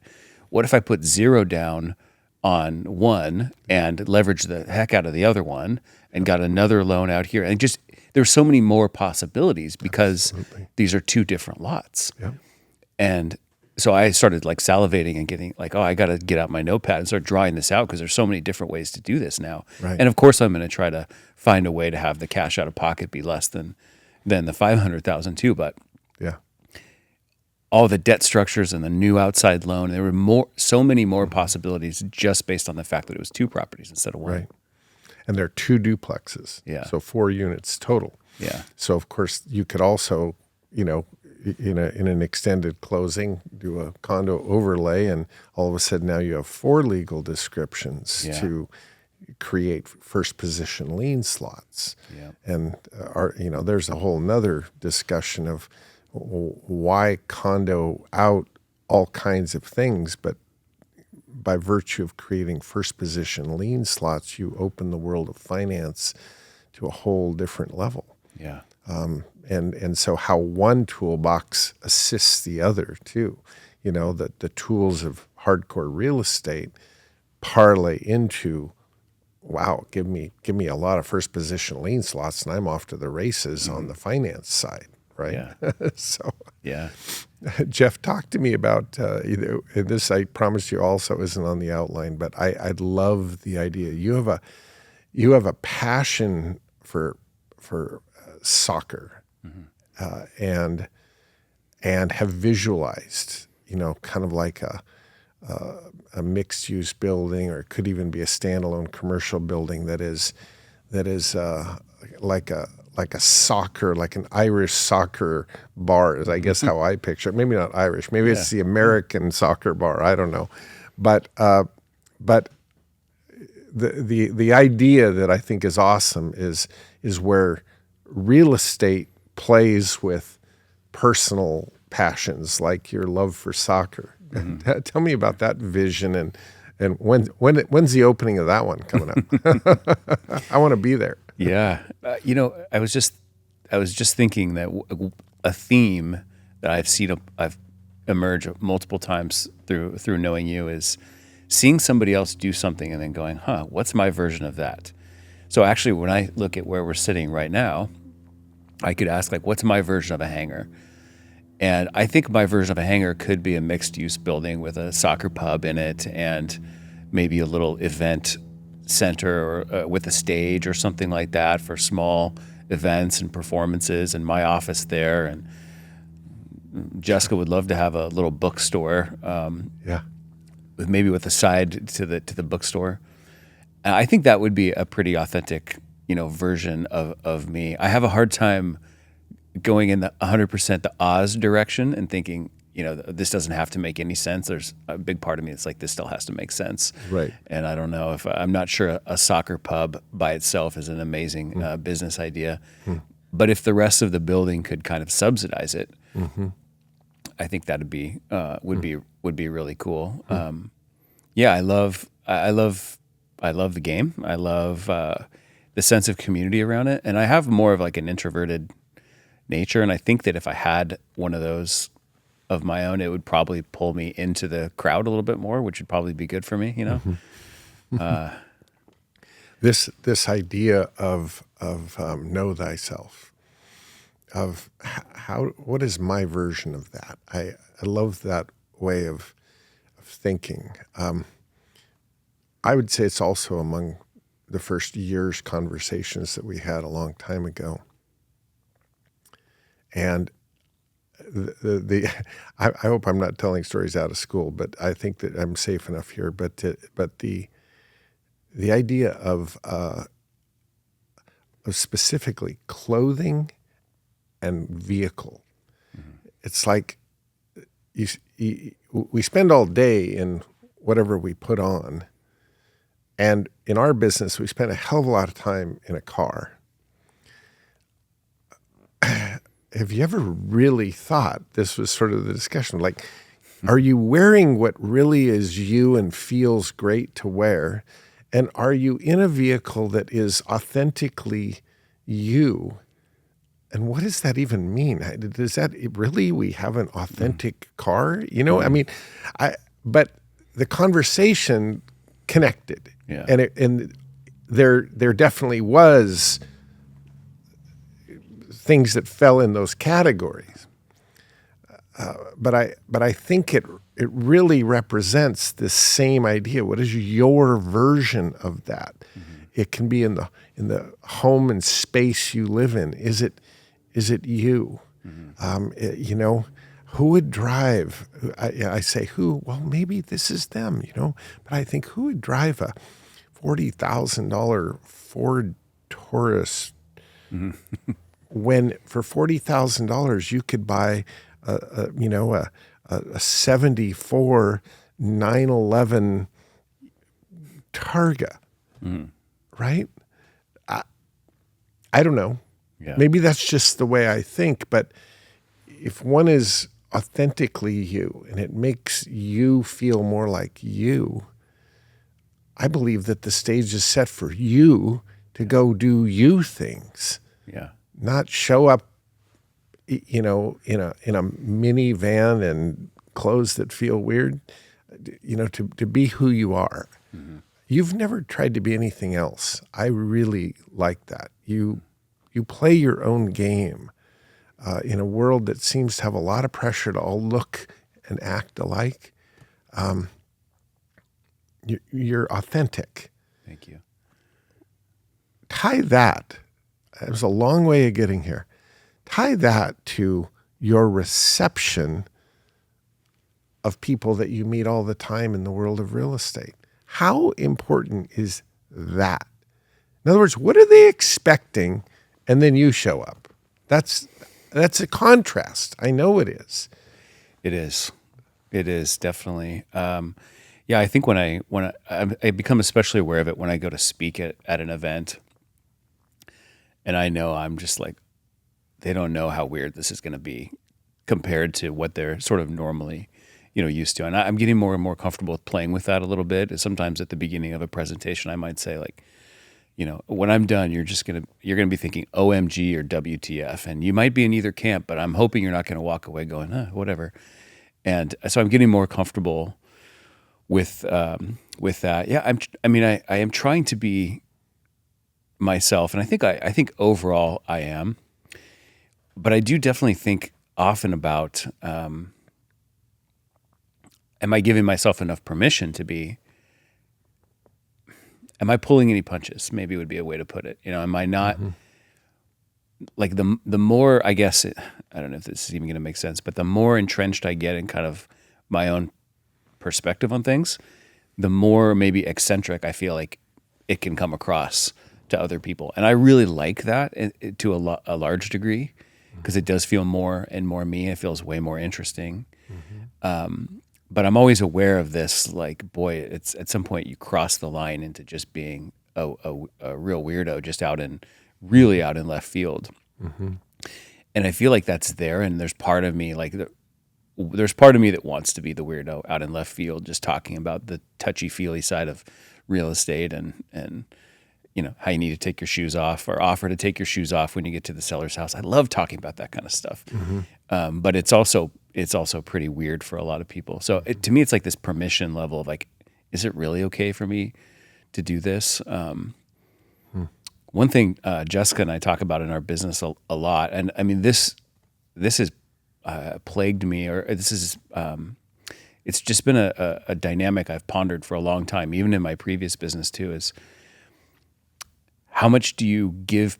You find out what people want and you give them what they want. You create a product for them, or how much do you create the product you want to create and then go find the audience for it? And I don't know if we've talked about this exactly, but I'm guessing you've experienced some of that yourself. Mm-hmm. And I have a really hard time just figuring out what the audience wants and giving it to them. I have to just share what I think is important to share and know that it's going to turn some people off. Mm-hmm.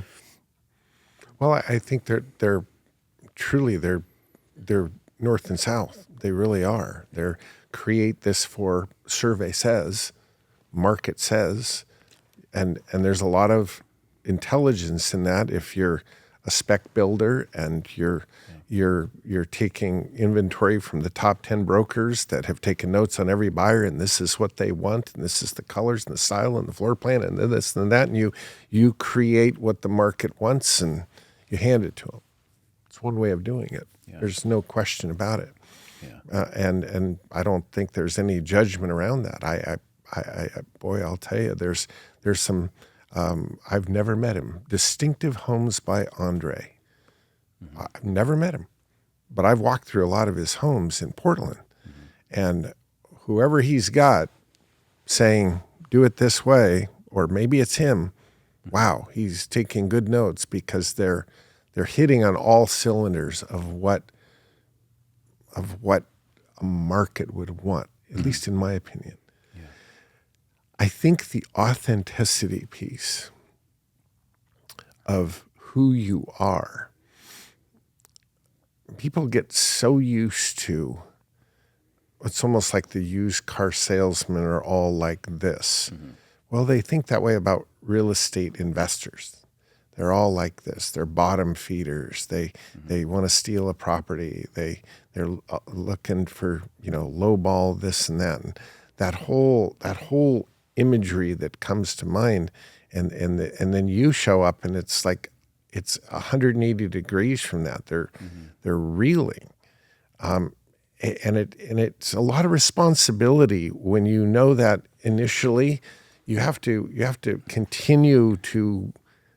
It has to be authentic. It has to be sincere. You can't fake that day after day. Yeah. That this is really who you are. But I think it's a distinct advantage to be yourself and to have a really deep toolbox that allows you to create a lot of scenarios that no one else is putting in front of them. Yeah. Yeah, especially in tough markets like this, when all of a sudden days on market start increasing and normal lending and processes aren't getting things off the shelf like they do in 4% and acceleration clause and appreciation times. Yeah. These are different times. It creates an audience that is now willing to listen, but then you got to deliver. And authenticity and toolbox is what you deliver, and what I think is awesome that they see, hey, this can go a whole different way. So Yeah, I like that part of this. I think I don't know what it is, but I find people tend to feel comfortable with me. Other people tell me all the time that they perceive me as being very, even keel.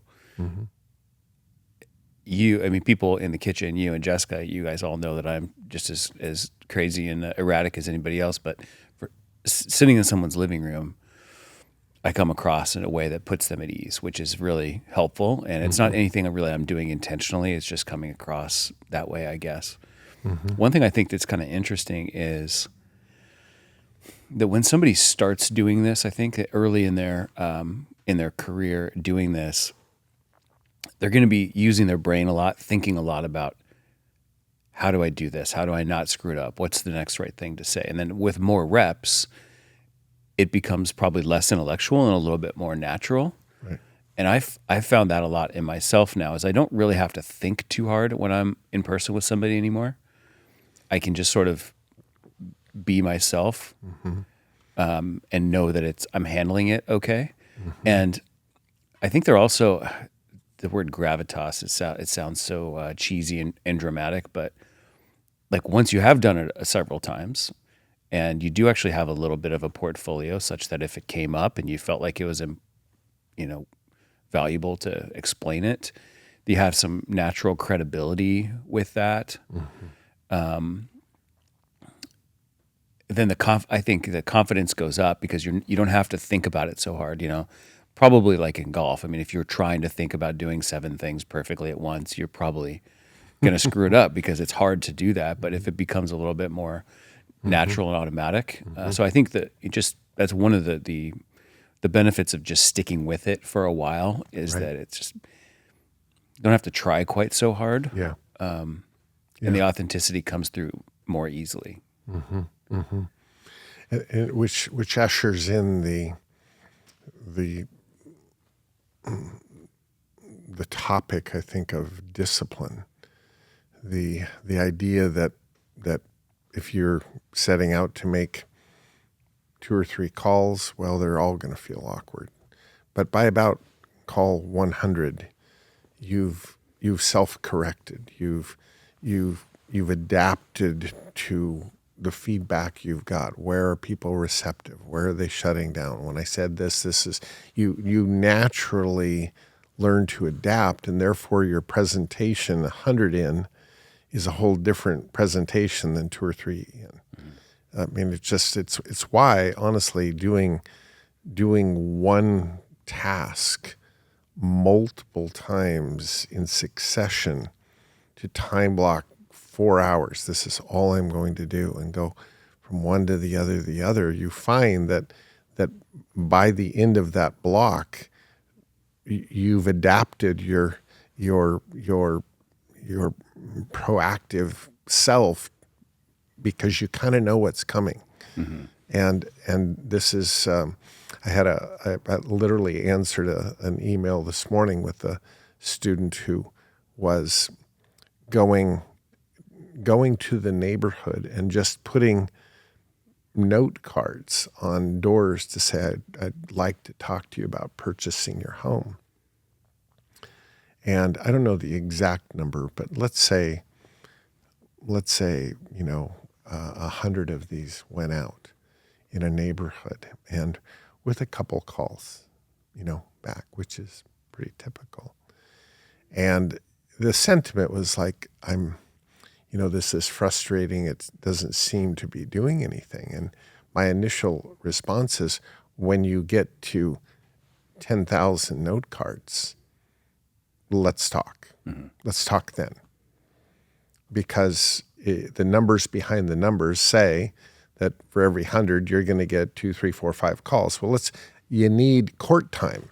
You're a basketball player. You got to put your tennis shoes on the hardwood. You just got to spend a lot of court time to get the calls that give you the experience. That it doesn't matter. It's success on delivery. It's just getting used to getting beat up sometimes, and that's discipline. And yet, who does that? I'm going to sign up to get beat up, right? Yeah. But yeah, you are. That's that. You want to get really good at this? That's what you do. I liken it to learning how to fight. You're going to go in there, and the way you're going to be real clear that my stance, my gapping, the way I'm positioning myself is not right, is because you leave a hole and you just get the wind knocked out of you, or you get your head knocked off.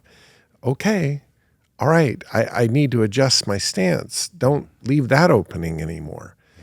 I think that people are afraid to fail. Yeah. Which means you'll never get good at it. Yeah. Ever. Yeah. So you've also mirrored that. Okay, you said it earlier. The doing of this, it's got to get taken out of the laboratory and out on the streets, and say, okay, I'm going to be aware of these things, and when I see, wow, there's a whiteboard of equity here. I see how this could work. I'm going to now create this proposition, and it takes the first one where someone goes, wow, that really hits on all cylinders, Jeff. Fantastic. What do we do next? I know I thought, at least, it was like, oh shit, I don't know that I've thought about that. I guess we need to write it up.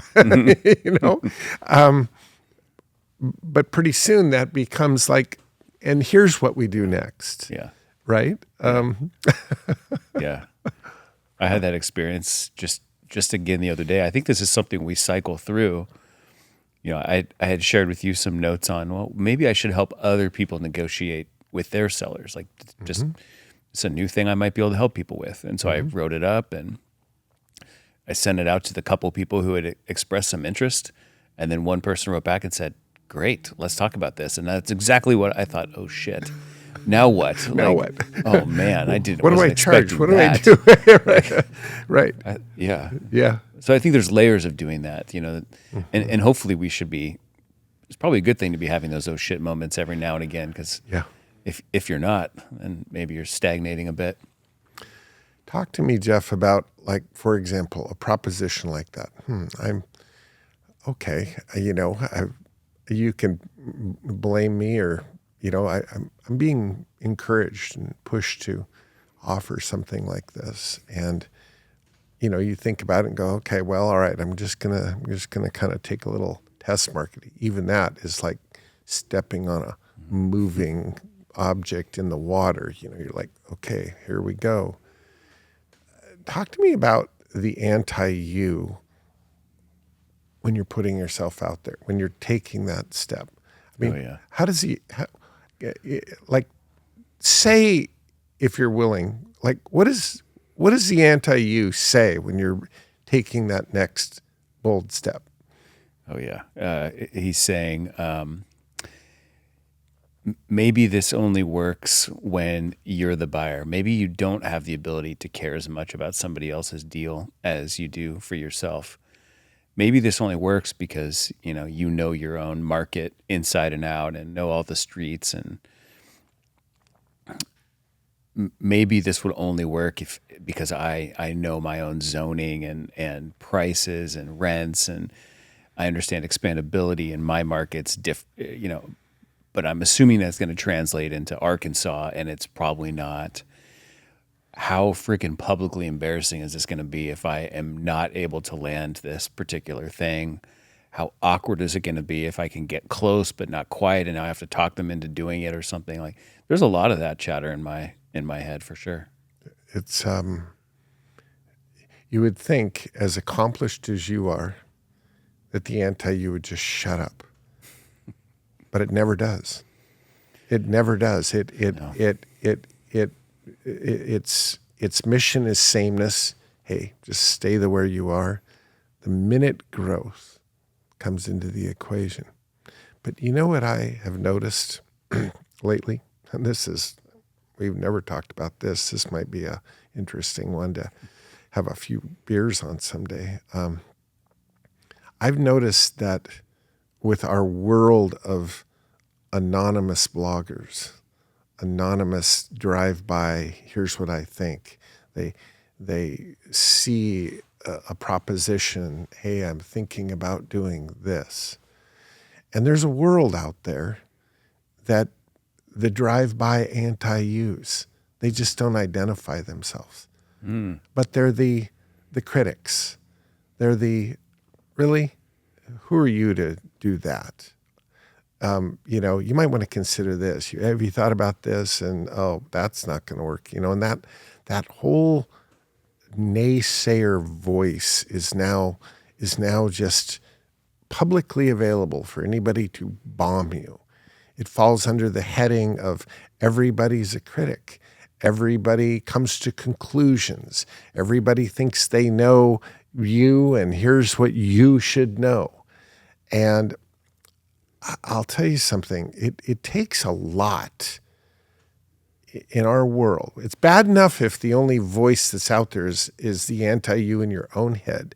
Mm-hmm. But then there's this next layer that is sort of like akin to the anti-you, that there's a world out there of just drive-by critics. Mm-hmm.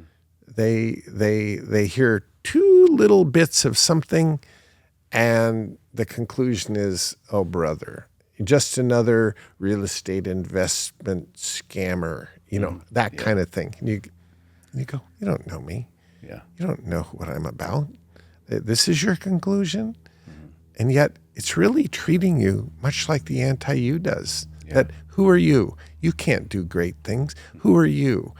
It's that doubting voice, that cynic, that puts a premium on know thyself and the voice in your own mind and the real you. Mm-hmm. It also puts a premium on who's in the kitchen. Yeah. Because they have to be all in your advocate, pushing you to growth and upper and out, right? Yeah. They have to.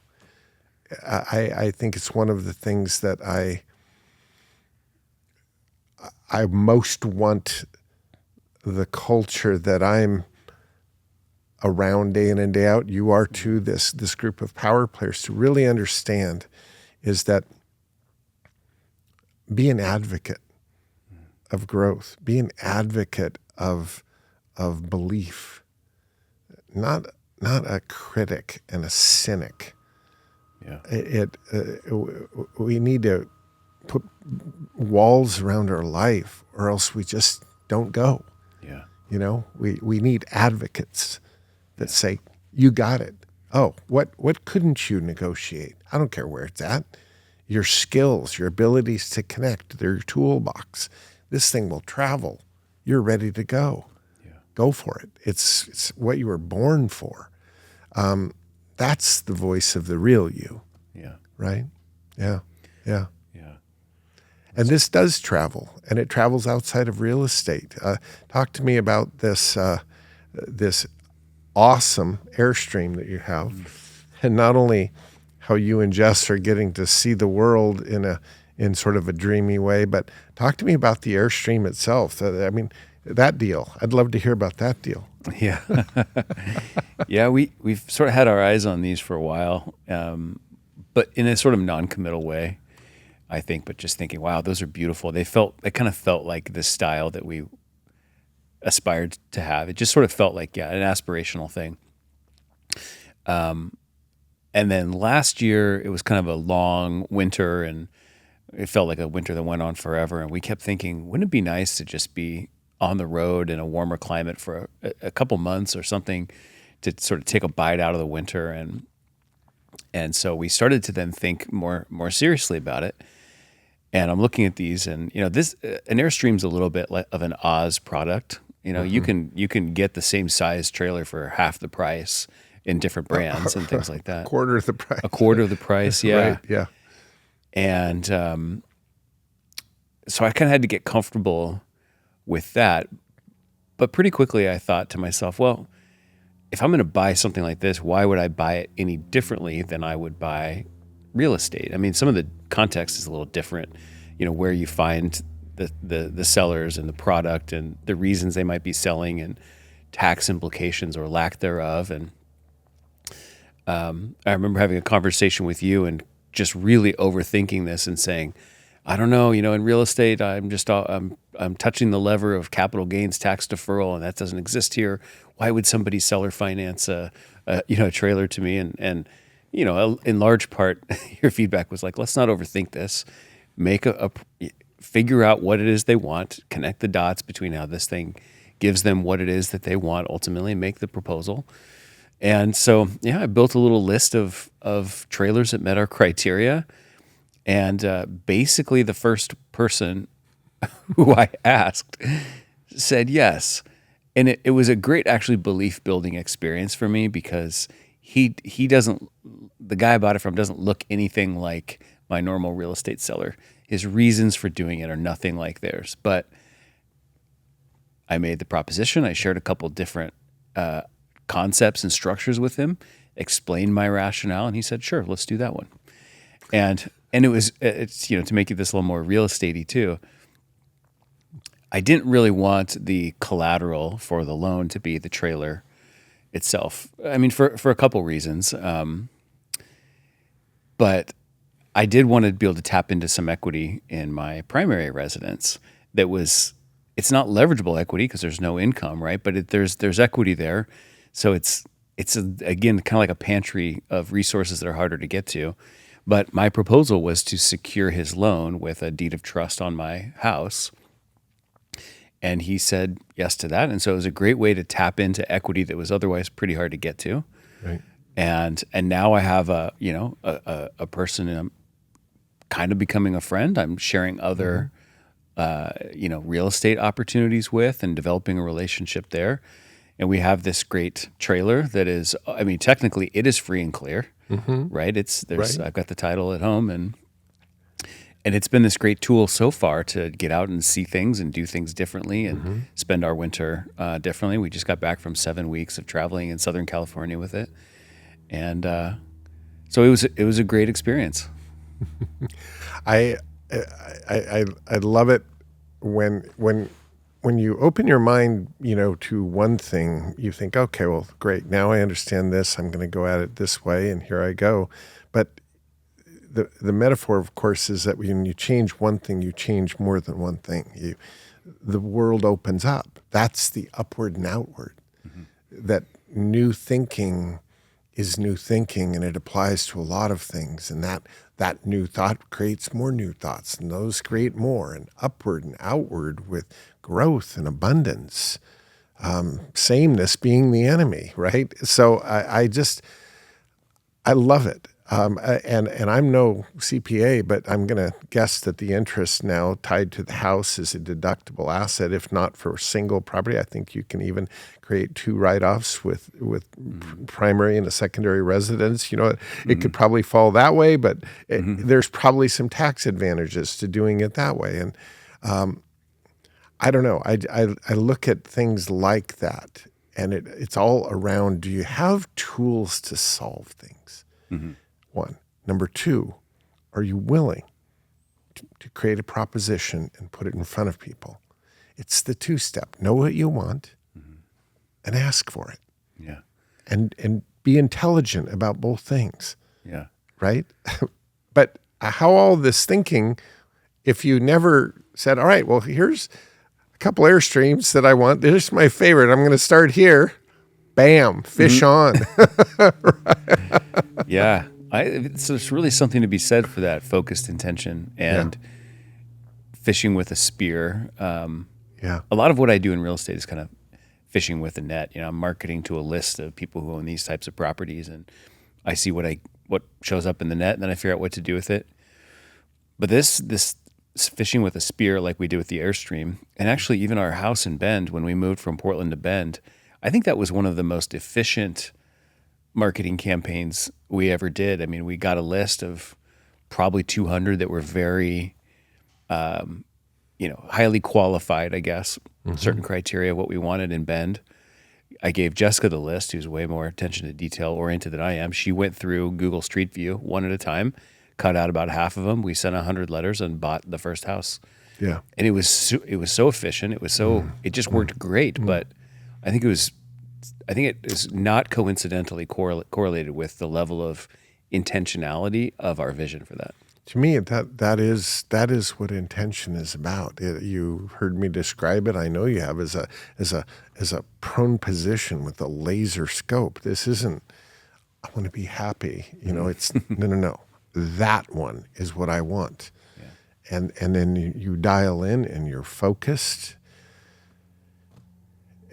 When you really process this, it applies to everything, and it flies in the face of the concept good enough. Yeah. It flies in the face of compromise. You know, this idea of mediocrity because it's good enough. Really? Good enough? Is this what you really want or not? Yeah. And if it isn't, let's make some changes.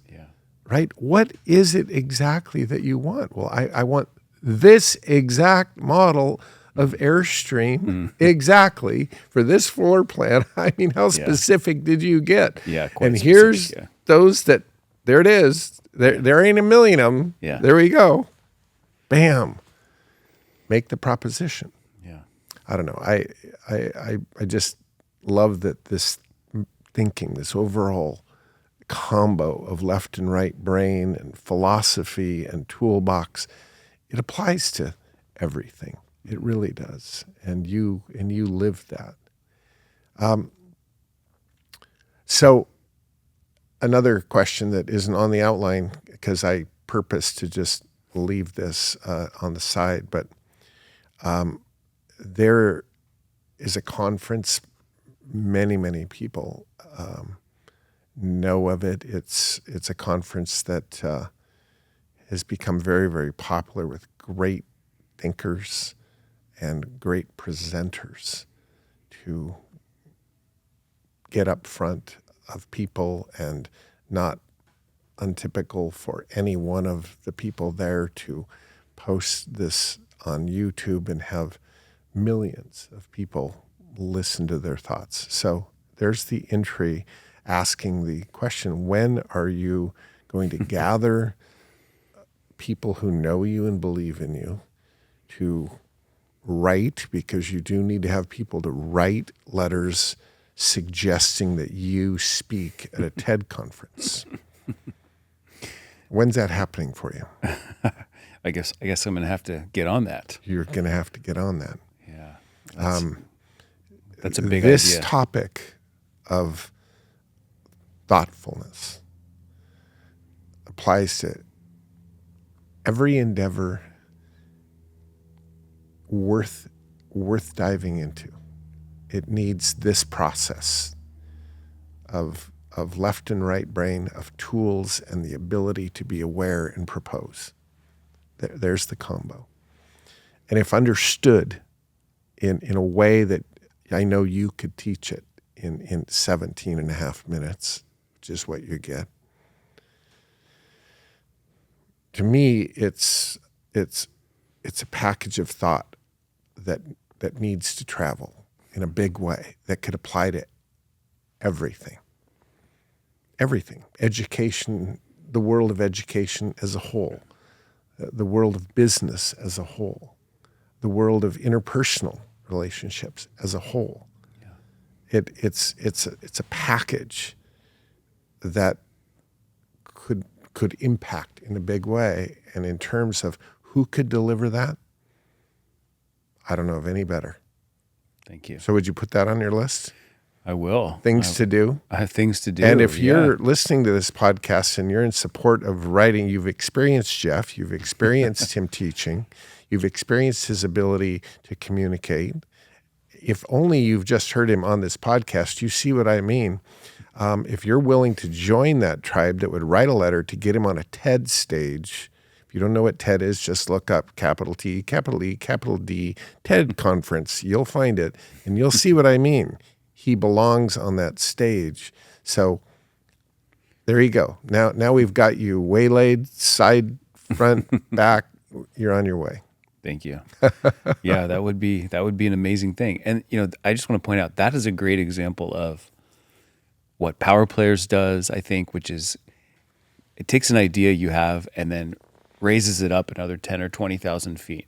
I mean, I've thought about the idea of I could own the concept of thoughtfulness in the real estate industry, but I'd never even considered maybe I could try to be the advocate of that topic outside of real estate. And anyway, so that's my experience every time I go to Power Players too, is it helps me zoom out. I'm living at this 10,000 foot level, and now I zoom up to 60,000, and everything looks very different, and there's a lot more possibility down there. So that idea just did that for me, but I wanted to tie it back to Power Players too, because that's why I keep going back too, because it's like every time I'm grabbed and gone way up here again, and I look at the landscape of life and possibility, and I see it totally differently. So thank you for that TED suggestion. Well, it'll be a ticket that I'll fly anywhere in the world to watch that, because it's going to happen, Jeff. It is. That piece of Whitman, the powerful play goes on, and you may contribute a verse. Well, what's your verse? It begs the question, what's your verse? This is your verse. And you put it out there in a way that people can grasp, that's palatable. I appreciate the accolades of Power Players, but right back at you, to be a TA at a Power Players event, that's a phone call that doesn't happen very often, to say, you have something to offer here that is so unique. And I think of anybody that's ever gotten that phone call from me to be a TA, it's a very important moment for me, because it says, hey, you've got a full package here that is really set to make a huge impact. And so, you and Lindy and Rob Drum and Alexandra, and oh my gosh, if I start lining up the names of the TAs and all of the TAs, you know who you are. Holy crap, I just want to be more like all of you. But specifically this verse for you, Jeff, it's your gift from God, and therefore, if you're able, you're obligated to step in and deliver it, and deliver it boldly. So you have a tribe of people that are behind me being behind you on this, so we're going to see it happen. Sounds good. So I want you to put the challenge on this podcast, and the way I phrased it, but I want you to riff on it, which is a new one. Nobody's ever done that. I've always had the last word. Well, guess what? I want you to riff on the idea of the power of creating agreement. Because that's what the art form of negotiation is. It's an innate understanding of how to create agreement. And immediately you can see how this travels everywhere. Mm-hmm. Give us an insert to your upcoming TED Talk talking about the power of creating agreement. Yeah. There's probably nothing too much more powerful than creating agreement. I think the first thing that we have to do is begin to understand the audience. Mm-hmm. And that, in my opinion, requires being with them. It's very difficult or very, very limited to do this remotely over the phone. Mm-hmm. Certainly not via email or text. My goodness, mm-hmm. There's a trend that is disturbing to me. Is the attempt to negotiate via text message. But anyway, I digress. But we're looking like how does this person see themselves? How do they see me? Mm-hmm. How are they perceiving the dynamic between us? And starting by taking a quick inventory of those things, and that can be with their words, with their posture, with their body language, or whatever. Mm-hmm. It could be any number of those things. Mm-hmm. But one thing I think about really, really often that you have instilled in me is that the best negotiation is one in which the other party gets exactly what they want, I get exactly what I want, and they never really knew what it was I wanted in the first place, or at least not in much detail. Mm-hmm. And they know I want to buy their property perhaps, but mm-hmm. it's not much deeper mm-hmm. than that. And I love that frame because as we go to pursue agreement, I'm mostly looking at them and seeing, well, what's going to work for them? And then I'm thinking about how can I place what would work for me inside that. And I've been thinking a lot lately about the difference between agreement and an agreement. Hmm. This actually kind of only recently crossed my mind, but I think most people perceive agreement to be the noun, an agreement. We have a purchase contract. If I ask for any revisions to that later, I'm breaking the agreement. That feels bad. It's disingenuous. But if we think of agreement more as that state between two people, there's some flexibility within that, and we can stay in a state of agreement. Even though like the doctrine itself might get revised a little bit, we can maintain a state of agreement. Mm-hmm. And so I think the power of agreement is what unlocks everything, I think. And we just have to, we have to see, that which direction is the boat going and how am I going to merge what I want into that so that I'm not, it's pretty jarring to like, oh, here's what I want. And now we're pushing back and saying, no. You're wrong. I need to stop your momentum. Like that doesn't tend to go well. No. And so to me, the power of agreement is what unlocks everything. And it's in some ways it's sophisticated and complex, but also kind of simple mm-hmm. in my opinion. But you got to focus a lot on the other person. Jeff, I'm not sure how eloquent I think that was, I think Jeff that this idea of understanding your audience is so critical in getting to agreement, because we agree with ourselves more than anyone else. We have our own mind about things. So the idea of stepping into that space and saying, who is this person? What is their motivations? What are they about? What's their language? What are their passions? Where's their heart in this and that and the other thing? You begin to understand how to present things that are consistent with the existing realities, and not in conflict with your own ethics, not or directions. You're not selling yourself out. You're simply knowing your audience in a way that creates a no conflict resolution. Yeah. And I so agree that there's so much that is more argumentation than respectful negotiation. They're very different. But under the heading of agreement, is there anywhere we're not wanting agreement? Our communities, leadership creates agreement, Yeah.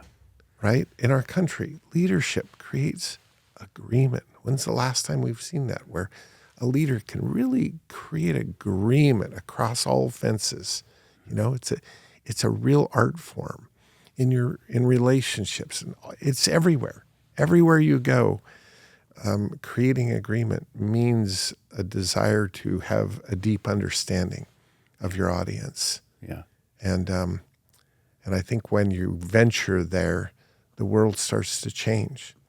You know, how many propositions have you been given where your initial reaction is, what are they thinking? Like, I would ever say yes to that?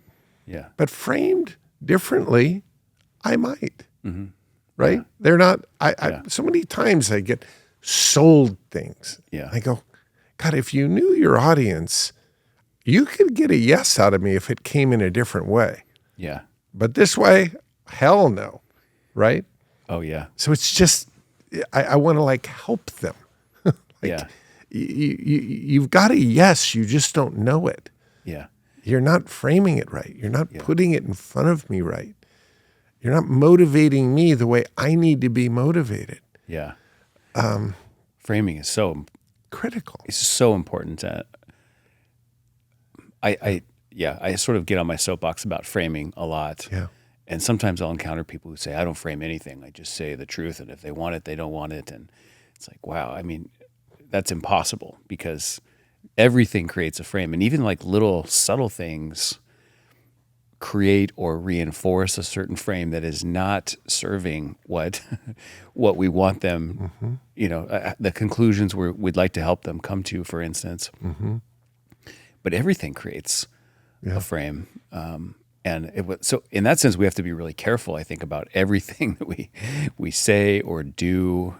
Right. Any little subtle thing can create a frame or kind of counteract the frame that we actually want to have. Sometimes negotiation has to be very incremental.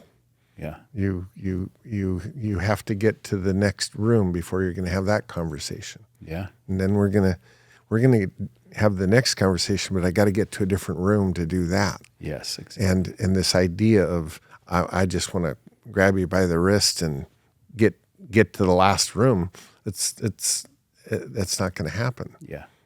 So that patience in seeing the roadmap, right, is also a part of awareness. Yeah.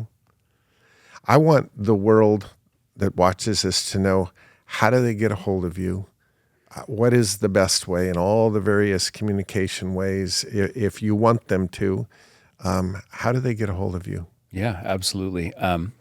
I'm probably on Facebook too much, and you can find me there as Jeff Stevens, or the Thoughtful Real Estate Entrepreneur. STEPHENS. Yep, exactly. Cell phone, is that okay? Yeah, yep. Absolutely. Cell phone's 503-869-7303. Yeah, perfect. And I love to talk philosophy and application.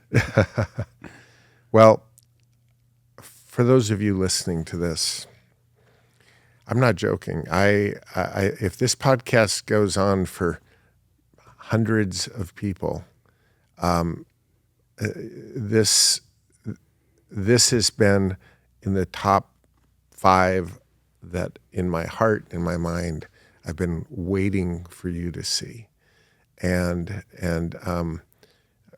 it's one of those that I could see a decade going by and doing again, because the depth and the reinvention and the and the evolution of Jeff Stevens is, if you're buying a stock, buy it, because his way and the way he presents himself to the world is growing. So thank you for being with us again, Jeff. Thank you so much. And until the next time we get to see you, you know all the ways of getting a hold of me. I'm assuming there'll be like ways of doing that on this. It's not my department, but I'm sure you can figure it out.